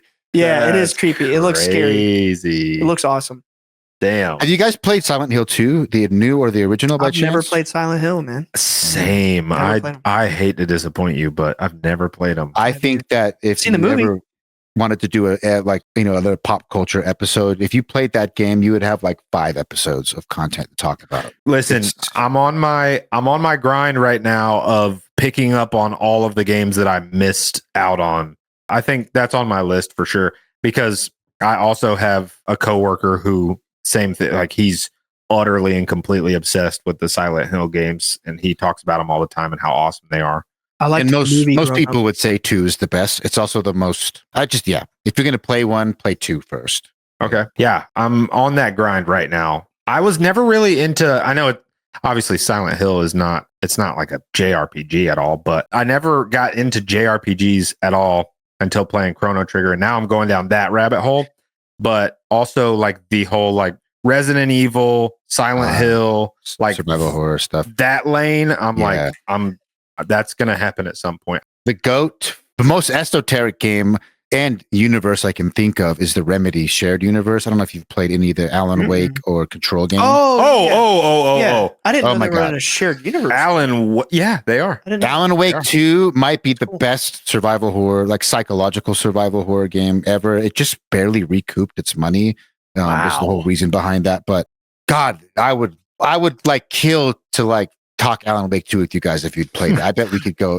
I don't want to spoil it. Like, it's so good. I don't want to say anything because if you ever play it, I don't want to ruin. Yeah, the tragedy is that I love Alan Wake, the first one, and I've never played the second one. But just like a month or so ago, I bought the first one again on Steam and have been replaying it in preparation for Alan Wake 2. Yeah. So very soon I will be playing. Awesome. Yeah. Alan Wake 2. What I always like to ask this question: what is the most emotional a game's ever made you, and why? A game. Oh, I can tell you right now while you think about yours. When I was a kid and you would beat Ocarina of Time, and every time you would beat the game, I felt like I wanted to cry because I was like, it's over. You never wanted it to be over. Oh. Because, as it was back then, we had Nintendo, we had SNES, we had Nintendo 64. It wasn't like online infinite gameplay loop competitive gaming. It's like you had your little game, you played it, it was over, and you're like, no. So whenever the credits would roll in Ocarina of Time, I always just felt like it's like the end of Lord of the Rings. You're like, oh my God, we just went on this whole journey and now it's over. Triumph, but also like sad that it's over. I would also get sad for Link because good God, that poor fucking kid went through everything, traveled into the future, slayed the ultimate evil, traveled back, and nobody even knew he did any of that. And like he just has to live his like normal life dealing with the psychological repercussions of what he just did. Yeah. Like breaking news. I think Alex has a contribution. What up? Okay. His mic isn't working, but he cried at the end of Red Dead 2, right? Yeah, 2. Red Dead 2, yeah. Yeah. Red Dead 2. That's another one. Bro, Red Dead 1 as well. Oh my. There's games you beat and you're not sad. Like, for example, Halo. Amazing games growing up. Yeah. Never felt sad. Like, that was sick. Yeah. Let's play multiplayer. Yes. But for some reason, when you beat Ocarina of Time, I just always felt like it was so depressing. Like, for me, actually, this will explain a lot about me. I have a hard time finishing open world games because when I get near the end, I don't want it to end. Yeah. So I stall and I stall and I stall and I do all these side quests. And then it's like I've invested 80 to 100 hours in this game. And then it's like, well, I got other games to play. And then I don't finish. Like, for that reason, I haven't finished Tears of the Kingdom. You talk about emotional. I haven't finished Ghost of Tsushima. There's a lot of games that I never finished because I'm traumatized as a kid. Like, you play the game, it goes by really quick, and then it's over. You're robbing yourself. Yeah, but for sure. You are. It's a complex because then there's never the experience of that first experience for me. Yeah. There's something wrong with my brain where I can play a game 100 times and feel the same thing every time I play it. I've beaten all the Kingdom Hearts games like 10 times. Wrong. That's a gift from God, dude. Yeah, no, you're right. You're right. You're right. I do feel fortunate to have that. A lot of games make me emotional, honestly. Like, I find fiction is one of the things that makes me the most emotional out of anything. I don't know why. One of the more recent examples would definitely be Tears of the Kingdom. I won't spoil anything. I know exactly where I'm at in that game. And I swear once a week, I'm like, I'm going to pick it back up. I will finish. I won't spoil anything, but I will say maybe the most shocking twist of my whole entire life. And I cried. Wow. Did you beat it or no? I have not beat Tears of the Kingdom. Oh, you got it. Happen. It's so good, dude. It's a 10 out of 10. It's unbelievable. I dumped 80 hours in it. And I think the most emotional I've been playing a game might be God of War 2018. It's the father-son thing. Yeah. The father-son thing really like hits me in the heart. My dad and I didn't have like the toughest. It wasn't crazy. It wasn't anything crazy, but we like pretty much always butt heads, but we found our way through that. And like now we're in a great place. So that subject matter is like very tender to me. And the performances of those actors is maybe the best I've seen in any video game. For sure. They definitely raised the level, everything, production. I mean, there had been single shot games, but the whole idea of the whole game is one single continuous shot and all the tricks they did to pull that off. Christopher Judge, the subtle things they did. Like, do you remember the very beginning of the game when you first kind of set out and you are going to initially like get the tree? I think you're the wife cut down the tree. It's like right at the very beginning. Oh yeah. It's how the game starts. There's like Atreus and Kratos are arguing and they're looking over like kind of a cliffside. Yeah. And there's awkward, and Kratos like puts his hand like he wants to touch. Oh, and then he pulls it away. But he pulls it back. Oh. Just like the game is just full of like subtle subtext like that. Yeah. That just by the end, when you find out, spoiler alert, that like the mom has been guiding them, and that's the whole time. I loved how they tied in lore to like what's considered a gameplay mechanic. The idea of yellow markings, so you know what you can interact with and what you can climb on. It's been around. But in them, they're like, we're going to do that, but we're going to actually work it into the lore and make it like fit into the world. And it's her knowing ahead of time, guiding you, because it's just, God damn, that game's awesome. I think that was like the first game anyone's ever played where like the acting and the dialogue and all that felt like movie quality. It truly, it is movie quality. It had been attempted before, but didn't like land 100%. Yeah, they fully and completely. It's like a movie.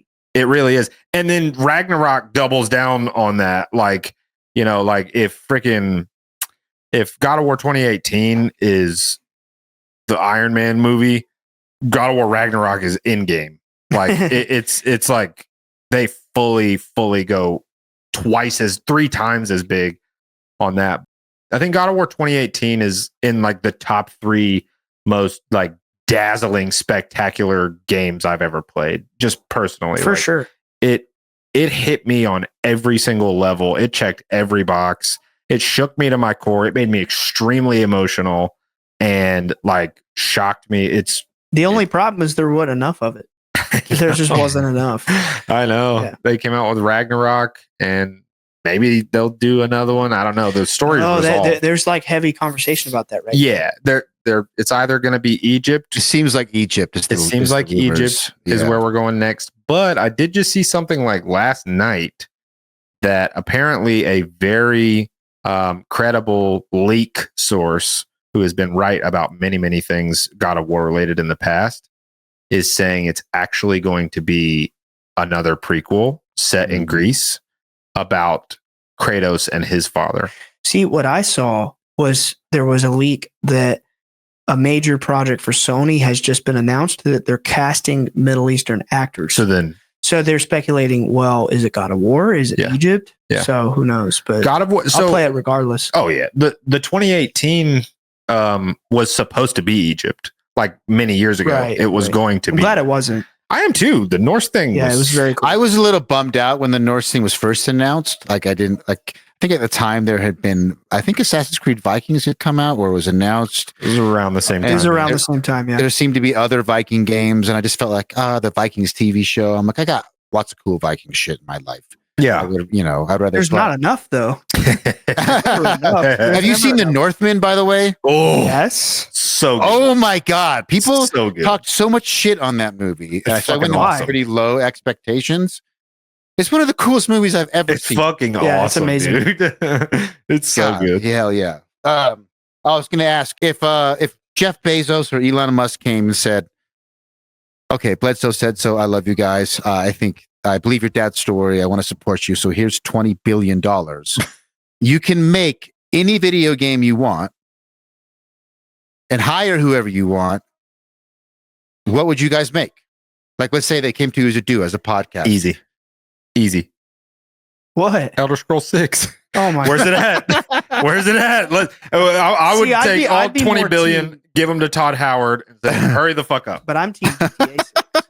Okay, that's cool. But like Skyrim, what's it? Are we at 14 years now that we've been waiting? 2011, yeah, 14 years. 14 years. Here you go, Todd. Here's $20 billion. Give me the fucking game. Where is it?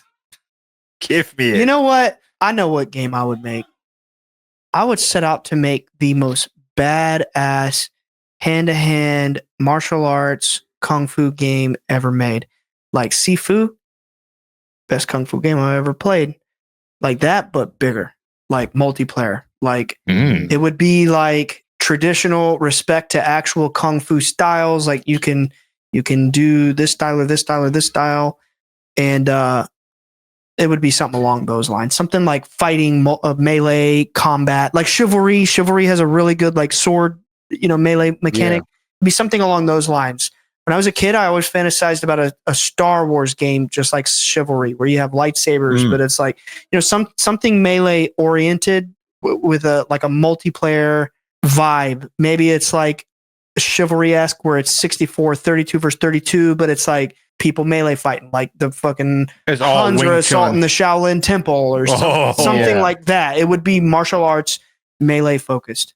That'd be sick. Yeah, because at the end of the day, that's usually my favorite games.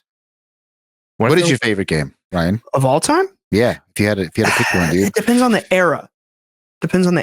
I can't say one because there's a lot. I would say, like, I have a list.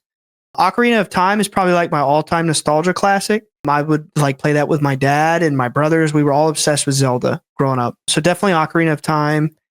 But right now, dude, right now, like really into Helldivers. Really into Helldivers 2. I think that game transcends just being a multiplayer game. Like it has an incredible lore that is like so freaking amazing. It's just an incredible phenomenon. I really like competitive multiplayer games. I'm playing the crap out of Marvel Rivals. I've heard nothing but good things from everyone who plays Rivals. It's amazing. It's shockingly good. Like I thought the hero shooter thing had run its course, and especially with Concord. I think Blizzard has run its course. The dazzling failure that was Concord. I thought I was like, okay, we're done with this, right? Like it's and then Marvel Rivals came out and it's like, oh shit, no, this is fun as hell still. They just were doing it wrong. Yes, they were doing it wrong. Yeah. They were doing it wrong. I'd have to say Kingdom Hearts 2 is probably my favorite game of all time. If I had to pick a more recent one, it would maybe be God of War 2018. But... No, dude, it'd be Elden Ring. Oh, hell yeah. What are you talking about? I'm tripping. Elden Ring is crazy. I can't wait for Night Rain. Good God. People were bitching about Night Rain, but I'm like, more Elden Ring. Like basically you're getting a co-op boss rush mode. Sounds awesome. Yeah. Awesome. Like pure an actual co-op game. Yeah, and it's a roguelite. Yes, and they did cool little tweaks like the mobility is way better. Like you run faster, you walk faster, everything's faster. You climb up grapple hooks. There's no fall damage. Yeah, like it's awesome. They did a lot of tweaks to just be like go.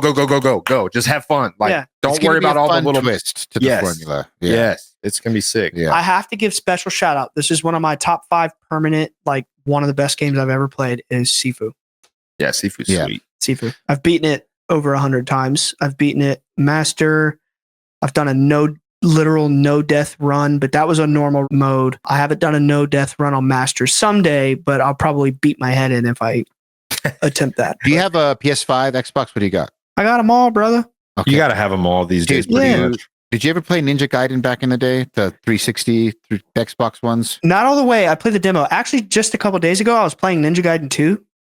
Yes. Because it's on Game Pass, and I was like, you know what? This is a little dated.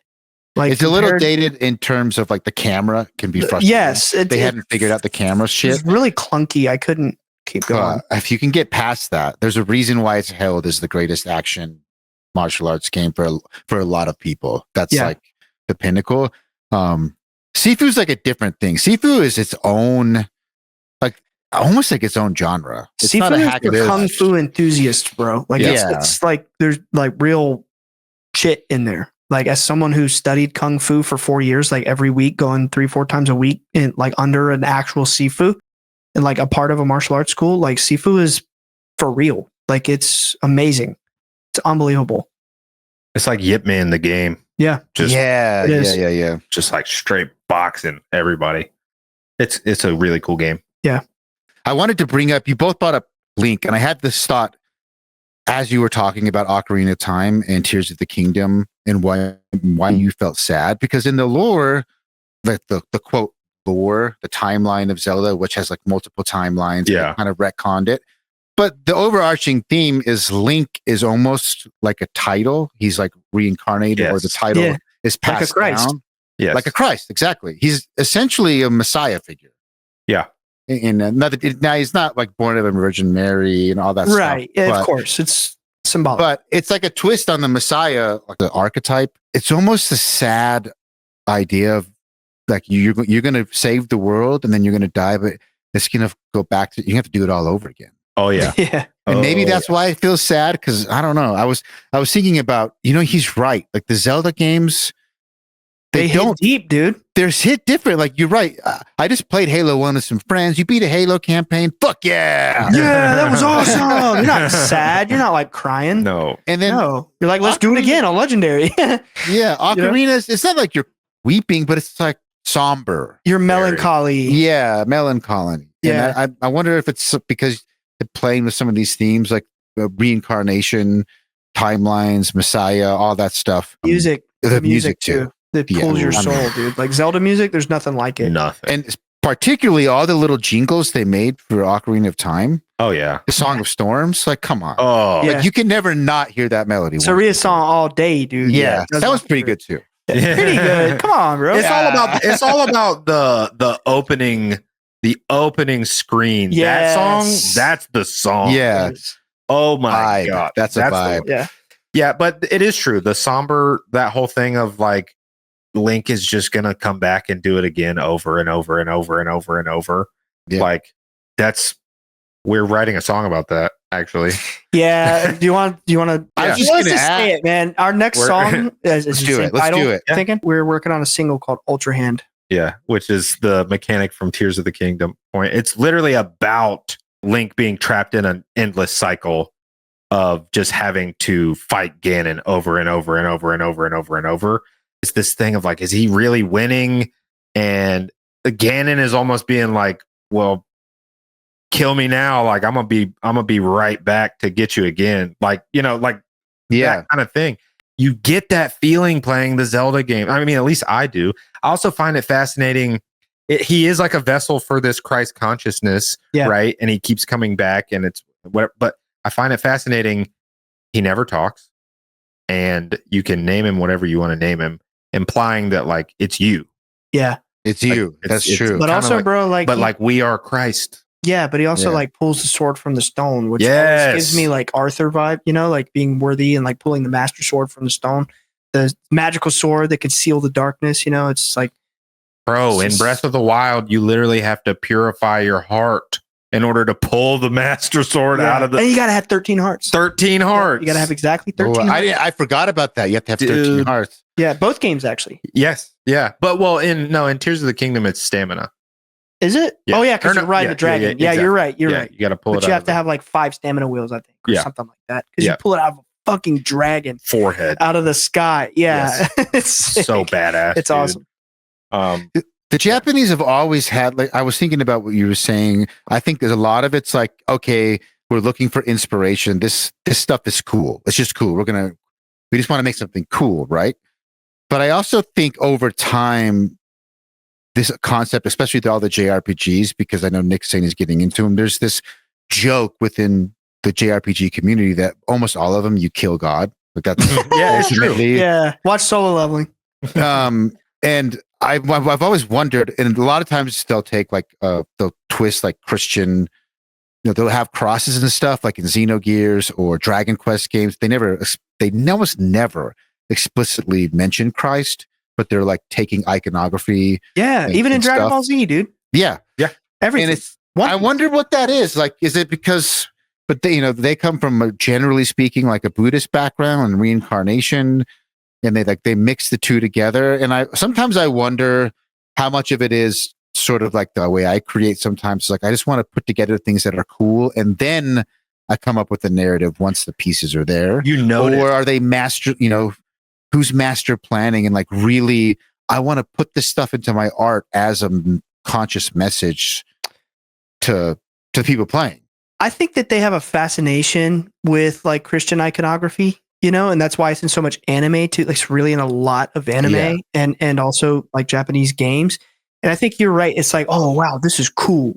It's not that they believe it necessarily, but like, yeah, this looks sick. The cross. It does look kind of cool. It does look cool. The cross tattoo. You're like, damn, dude, Baroque Catholic. It's cool. Is heavy metal. Crosses heavy are metal. cool. It's heavy metal. Yeah. Yeah. I mean, it's so cool that people turn them upside down and they're like, "Yo, that's sick. That's It's even like, cooler." It's still a cross, Right, you know? yeah. Like it's cool. The It's first cool. time I Yeah. ever saw the explosions in Evangelion and how like an explosion It's happens and it's a crosses, yeah. cross, I was like, that's the coolest shit I've ever Yeah. seen. Crosses are really edgy. Like They if are. you think about Yes. it, like it's edgy. They're cool as fuck, Yeah. dude. And yeah, I think a lot of it is like I'm just grabbing a bunch of stuff that I think is cool, put it together, and then the first chance you get to step back and look at it as a whole, you're like, oh shit, there's a theme here. Yes. Like I'm pulling Yes. from, and then you can inject Yes. the The story. intention. Yeah. And The intention. Yes. exactly, for sure. I don't know. I mean, who knows? Some of them, creators could be masterminding it from the very beginning. Example: Fullmetal Alchemist. Oh, that's dead on. Masterminded. Dead. That has to be Intentional. mastermind. Yeah, it has to Yeah. be. One Piece.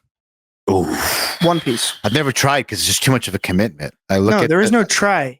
Yeah, dude, let me just put it to you like this: it will bless your whole entire life. It'll change your life. Yeah, I keep. telling Everyone Nick, says that. because it's true. It's bro. true. It can't be overstated. I tell Nick, I'm like, or like in group conversation with our friends who haven't seen it, I'm like, having One Piece in your life is something every day that can help you experience more joy.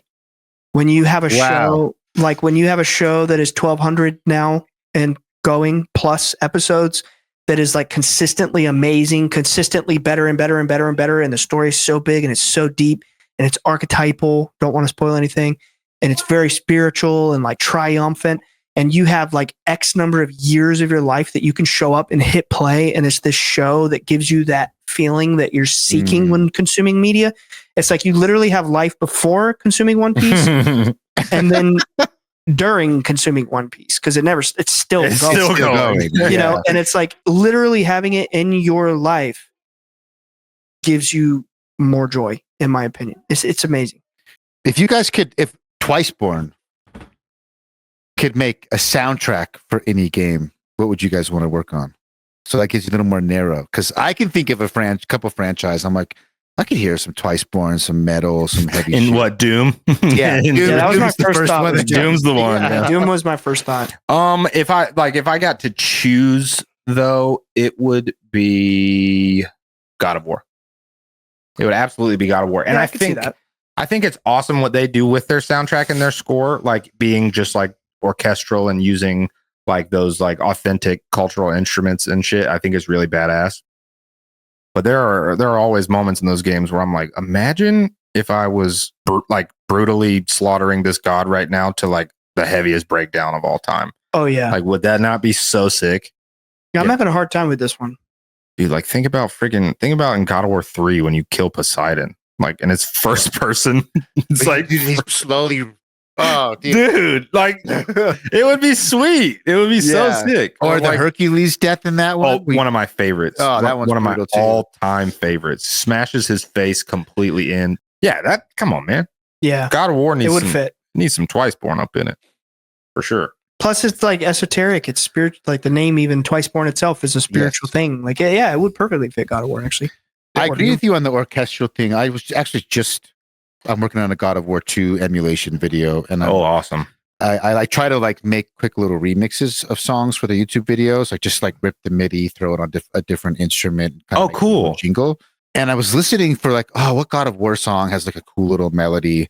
And I thought the same thing. It's not that I'm dissing on orchestral music, but it's like I've been hearing that style of soundtrack since I was a kid. Every movie with Hans Zimmer behind the soundtrack, like Howard Shore. It's and then you listen to something like an A24 film, like Hidden Gem. Is it Uncut Gems? Uncut Gems, yeah. And it's like all synth, and I'm like, man, I would love like a more dark synth cinematic soundtrack instead of orchestral. Or Doom is like metal, but Doom's kind of its own thing. But I guess what I'm saying is I'm slightly burnt out on the movie sound, like the genre of the movie soundtrack. Like, it's not that it's a bad genre, I've just listened to so much of it. For sure. I think it's just so effective. Like it's effective. It's too effective.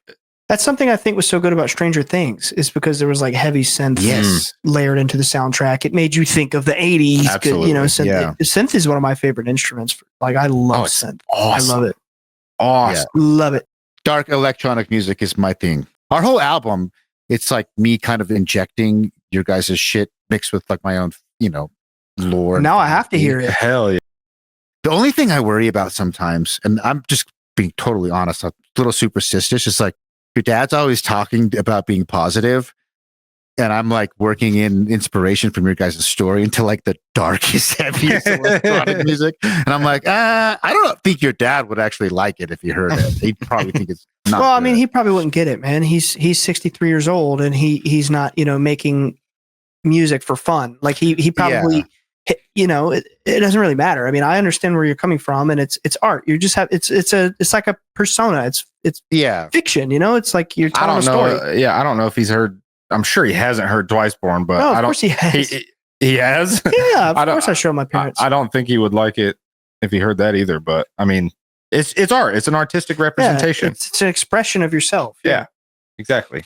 I got a couple things wrong though. My sweatshirt is the upside down triangle. For some reason, I got mixed up when I heard the triangle of the beings, and then later you were talking about Rosicrucianism in a different episode, and I think there was this concept of the true nature of the Godhead is actually the upside down triangle, Father, Mother, Children of Creation. And I'm like, that's such a cool concept that like we're actually part of the Godhead and that there is a Heavenly Mother. And in Mormonism, we actually have pretty strong old school Mormonism, not new school.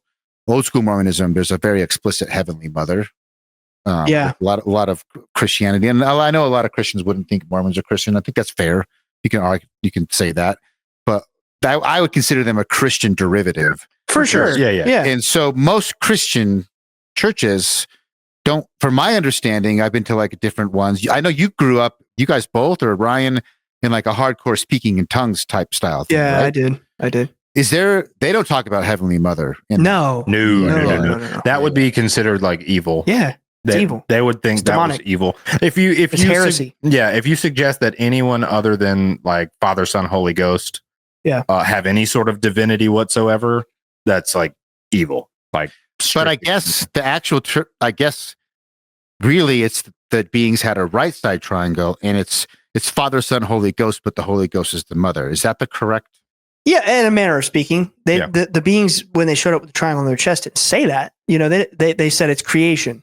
Right? It's Trinity. But later, the lady in 2012, when she appeared, she was like, I am the secret missing part of the Trinity. I'm you know, the mother, the Holy Spirit, the divine feminine. And we're like, what now? Like, what does this mean? And it took us, you know, all this time to like learn and understand what this meant. But yeah. And well, I got it wrong. She had a triangle on her chest too. But it's right side up, correct? Yeah. Yeah. So that makes me like, fuck, I have the upside down triangle, which is the inversion. No. No, because in symbology, the up facing triangle is masculine and the down facing triangle is feminine. Oh, that makes sense. That'll work then. That'll work. No, it's fine. It's the sword and the cups. Yeah. Or the sword and the cup. Yeah. Or it's like, you know, reproductive. Yeah. The womb. The womb. I get it. You're laughing, but like I'm being serious. Phallus. The womb and you know phallus and the staff. And the for real, like that's it can be represented that way. Yeah. And even like the ovaries at the other parts of the triangle, or you know, the peanuts at not on the pointed up triangle, the other 2 points are the peanuts. And then on an inverted triangle, the top 2 points are the ovaries. The ovaries, the she nuts. The she nuts. You did not just say she nuts. Oh, it's my God. And dude, like, it would be really cool. I would be fun, like YouTube video, if I knew more, to like do a 45-minute video on the symbolism of like the Triforce. Because the Triforce is 3 triangles. Yeah. And some of them are up. I bet you could just like weave a really cool, because the triangle itself is everywhere. It's UFOs, it's in religions. The strongest shape in nature. The rule of 3 is it's just everywhere. It's literally the strongest geometric shape in nature. Yeah. If you ask like first responders, like firefighters or like rescue squads on police forces, when they go through training and like there's a building on fire or a collapsing structure or whatever, you cut triangles. So if you're trying to breach into a building to like rescue people, you cut triangles because it will still be able to support the building. It won't collapse as easy. Whoa. It's literally geometrically the strongest shape. Whoa. Think about that. I had no idea. I'm kind of still thinking about she nuts, but I mean, but I mean, that's crazy. I had no idea. I knew obviously the principle that it's the strongest shape. But like, as far as them cutting triangles to get it, that's crazy. Yeah. You could totally do like a whole comprehensive breakdown of the Triforce. Yeah. Because it's also an ancient symbol. It's an ancient Eastern. And I'm sure it's similar to a bunch of other ancient symbols that you could connect once you start researching. I bet you could find so many connections. Mystery traditions have a really cool explaining of the triangle, like, and what it represents. Like, but before time and, material reality existed, there was this original consciousness. That's like a point, right? If you think about it, like you're looking at a grid and you're like, how can I depict, reality and consciousness on a graph on a two-dimensional plane? You have a point, and then that point gave the first expression or contemplation of itself, and now you have a line and you have 2 points, and that's when there began to be duality, this perfect all transcendent consciousness versus when it contemplated itself, but it is a creator being. It's it's the source of creation, so when it thinks, it creates, right? So it contemplates itself and therefore creates a lower reflection of itself. Or, behind me here, the lady, the second layer of the divine. And then from those two forces emanating beneath them or us, that third point, it's like creation, right? Material reality. So like if you read old Rosicrucian manuscripts, they show you like it's a point and then it expresses itself and now there's duality and then it expresses itself again. And then it's like us, it's creation, and that's simplifying it. But back to your family, your experience has you both positive and negative. Yeah. Right. It's not like, yes, it's a blessing. And I know your dad's like, it's all overall a blessing, but it's also been, it seems like the darker you can go, the deeper you can go to hell, also expands your ability to experience higher highs. Yes. Like the only way that you can experience ultimate love is you have to experience ultimate despair or I think so too. Or something like that. But like the more trauma or the more like you said, like the more negativity or suffering that you do experience, it's like a pendulum. It can go equal measure the other way. And I can tell you that over 18 years of doing this and getting thousands and thousands of messages from people throughout the years, but mostly my dad, but now I get them too for the last 6 years I've been public. The main driving force behind people having experiences with the phenomenon is experiencing some form of trauma. Yep, that's what I forget the guy's name. He's on Jesse Michaels. If anyone's interested, the American Alchemy podcast, I think, is fantastic on the subject for the most part. And they've had a couple of people say when they're recruiting for psionic assets, they look for people with trauma in their background. Because it's for some reason trauma, and even if it's like this goes to the dark side, right? That if you have the idea of the force, right? Ultimately, if you have this binary thing, good and evil, if there's ultimate good, like we're talking about, then there must also be ultimate evil. Mm-hmm. And I think ultimate evil, the dark side of the force, is you can gain power or expand your abilities or your awareness or your intuition or your connection to the divine through terrible dark trauma. And some people have taken that path. Mm-hmm. Like some people like legitimately, as much as I think Darth Vader is cool, the reality of like someone who goes down that path, I don't even want to talk about some of the things allegedly that happened. It's just like shit. And that's one thing I've noticed about your dad's story and other people's story, like Whitney Strieber and all these. And I know that not all of them agree, but they do all have traumatic lives.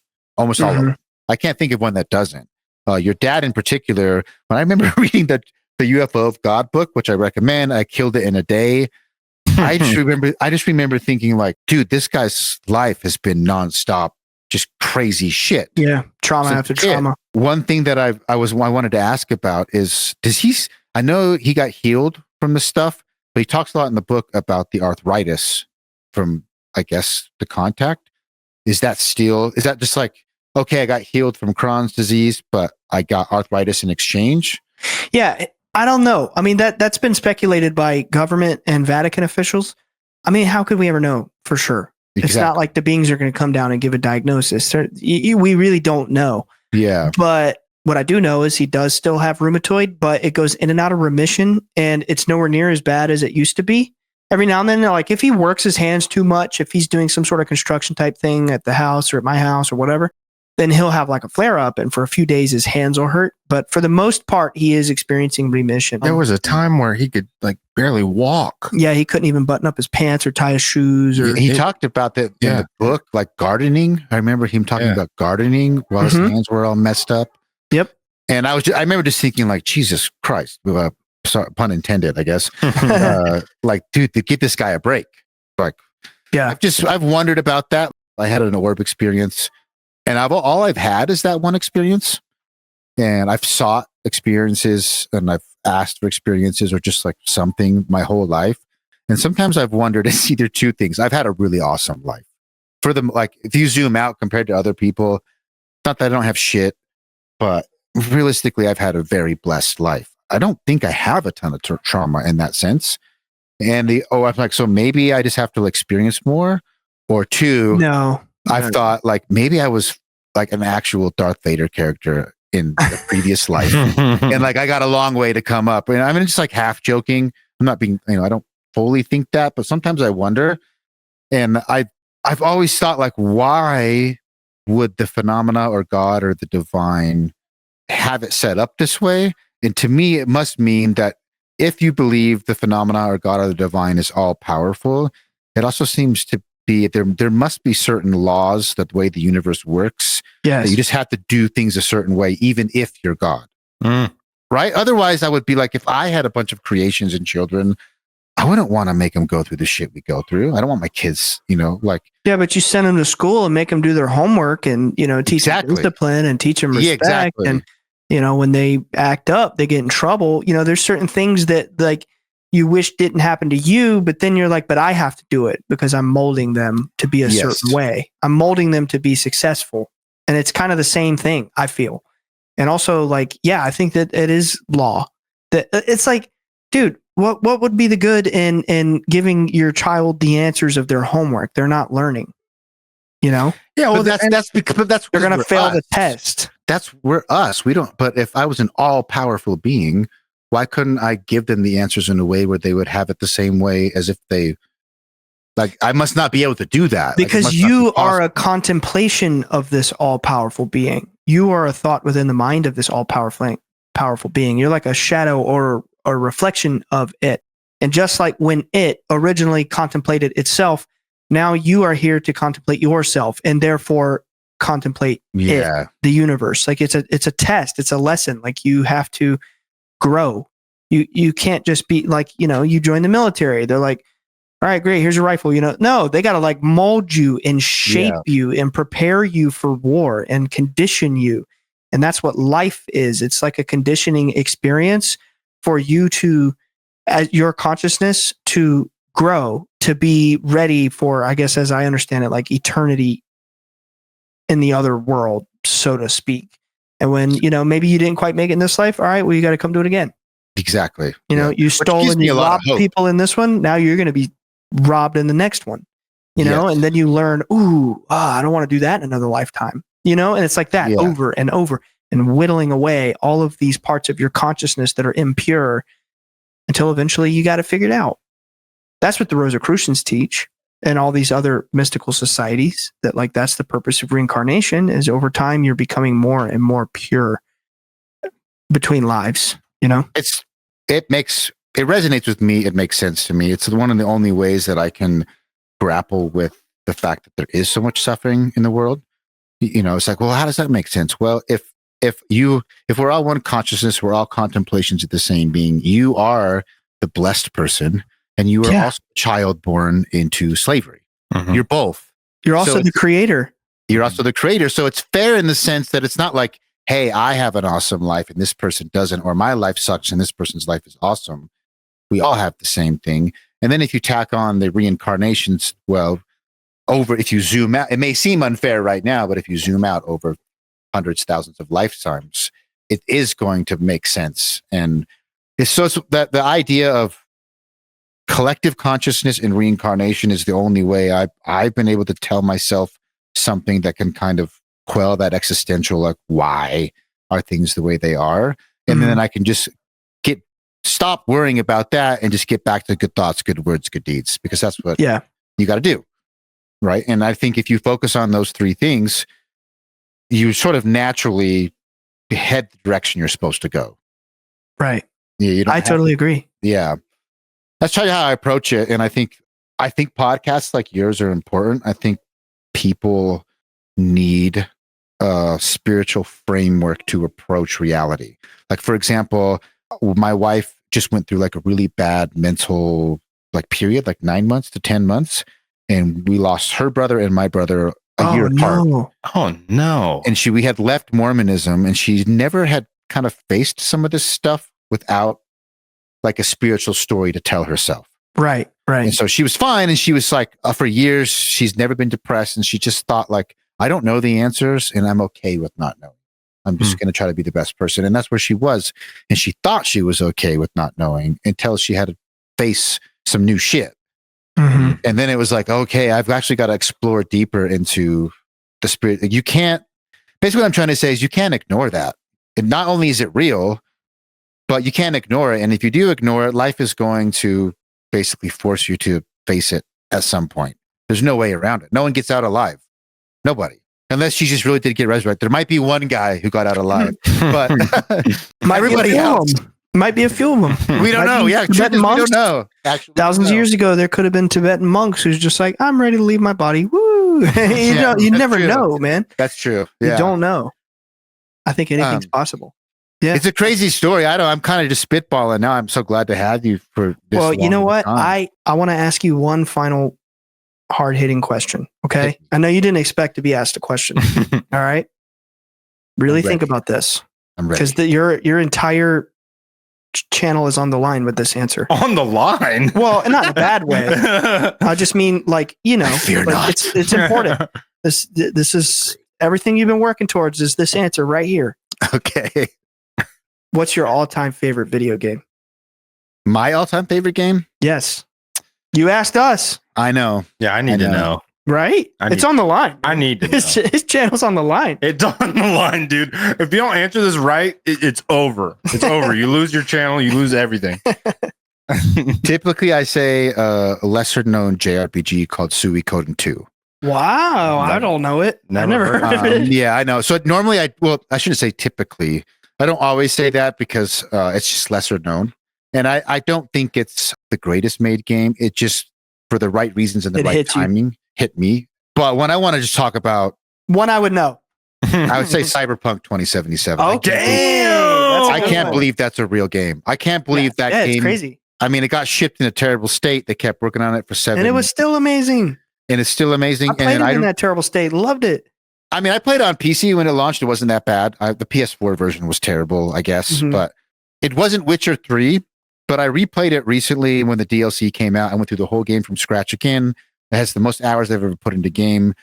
It's not the most emotional I've ever been. It's not the most fun or social thing. But it is my appreciation for the art of video games. I just fucking love video games. I mean, that's all. I make video game content all day. Like, I love video games because I think that they are essentially a meta art. They're an aggregate art. They take all the traditional art forms that we've loved together, and they put them together. Music's been around forever. Art's been around together. Painting's been around. Stories have been around since the dawn of time. Yep. They're the oldest art form. They put it all together, and then they add this new element, which is more modern, which is the art form of creating a gameplay loop, like an interactive loop. They just take all the different art forms together, and when you look at the scope of Cyberpunk 2077, of what they were able to accomplish and put together, the density, the amount of lines, the amount of art direction, the amount of music, the amount of shit that no one will ever see, but is in that game. It's mind-boggling. It is mind-boggling. You can sit in one spot and listen to two NPCs talk for like 2 hours, and you'll never hear this. They don't repeat. They don't fucking repeat. And that's just one little It's group. crazy. Yeah, all the NPCs are like that. It's so weird. I was gonna say, like, if you are just in like the middle of like a city center in that game and you just stand still and look around, you're like, what the fuck? Yeah, it's real. This is a real place that the people move authentically. They interact with each other. There's like people selling shit to NPCs. Like shit is just happening around you. And you're like, this would be doing this if I wasn't here. Yeah. That's a huge thing in gaming. That's one of the reasons that I think Skyrim was such a big deal and it was so shocking and amazing to people because it felt like that. It was kind of like that first game where it's like, oh, you see that over there? You can go to it. Yes. You know? Yeah. That was even in the like advertisements. Exactly. That mountain over there, you can go to it. Yeah. The E3 awesome. The E3 reveal of Skyrim. Yeah. It's like, you see that mountain? You can go to that mountain. Right. I'm glad you brought up the NPC point. That's one I brought up a few times. I remember sitting and listening to two NPCs argue politics in like the in-game lore. Like I kind of knew who one of the candidates were from some of the notes I read, but they were having this argument about politics, like fake politics in the world of Cyberpunk in Night City and like what was going on with the different countries.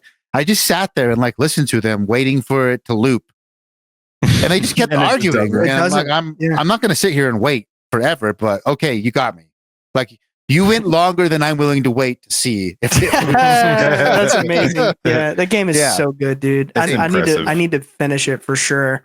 Another one of those games that I just never finished because it's like I don't want it to end, and then I just never end it. Yeah. I have one more recommendation, and I'll let you guys go. Okay. Have you played Last of Us 2 or Last of Us 1? No, I haven't played either. Okay. You definitely have to play Last of Us 1 first, or you can watch the show, get the same kind of gist. I saw the first episode. I thought it was really cool. Okay. Last of Us 2 is it made me legitimately, maybe not full weep, but pretty close to like an actual, not just a cry, but like a weep, like a rough, ugly cry. It is rough. It's around father-son, father-daughter themes. And I know you said that with God of War, Nick, that was a big one for you. So, yeah. But in order to have the full impact of that moment, and that's all I'm going to say, is you have to play through 1 because 2 is a direct sequel. But if you do that, that's probably like 12 hours, 13 hours for game 1 and maybe 15 to 18 hours for game 2. You're talking 50-hour commitment. Yeah. To have, I think, the most emotionally... If you're judging art by its ability to elicit an emotional reaction, this might be the GOAT for me. Yeah, it's extremely emotional. It doesn't matter. I just didn't... They weren't that positive emotions, so like I don't ever want to do it again. Yeah. Like it's like that movie was amazing, but I don't want to. I've seen it once, it's enough. Yeah, no, those games are notoriously gut-wrenching. Yeah, like in terms of emotion, they will rip your heart out and blend them. And yeah, no, that kind of stuff. That's like, you gotta give me a happy ending, dude. Come on now. Yeah, it's happy in a bittersweet, the world is gray sort of way. Where can people find you? I mean, all the shit will be in the podcast description, but plug your shit. Let's. I like that. I like that. It's an interesting phrase. Yeah, I really liked it. Bledsoe Said So. Pretty much everywhere. Instagram, YouTube, Twitter, all that stuff. And we have our personal socials and our producer Alex, who's usually on camera and on microphone, but when we do guest spots, he's not because it's like a whole other equipment ordeal to do the virtual thing. But Alex is on the show too. All of our individual socials are linked to our podcast social, Bledsoe Said So. So you can find us all there by going to Bledsoe Said So on Instagram. Badass. Again, I had an Orb experience. I think these guys are telling the truth. I think, what you do, and what you say matters. And just like what you eat today will impact how your body looks tomorrow. I think what you think, say, and do today will impact wherever we are after we die. And I think it's important. So otherwise, I'm just going to keep joking about a fake gaming religion with Miyamoto the Father, Kojima the Son, and Carmack the Holy Ghost. Amen. And enjoy the show. Bye-bye. Bye, guys. Bye, guys. Hey. Yeah, that was awesome, dude.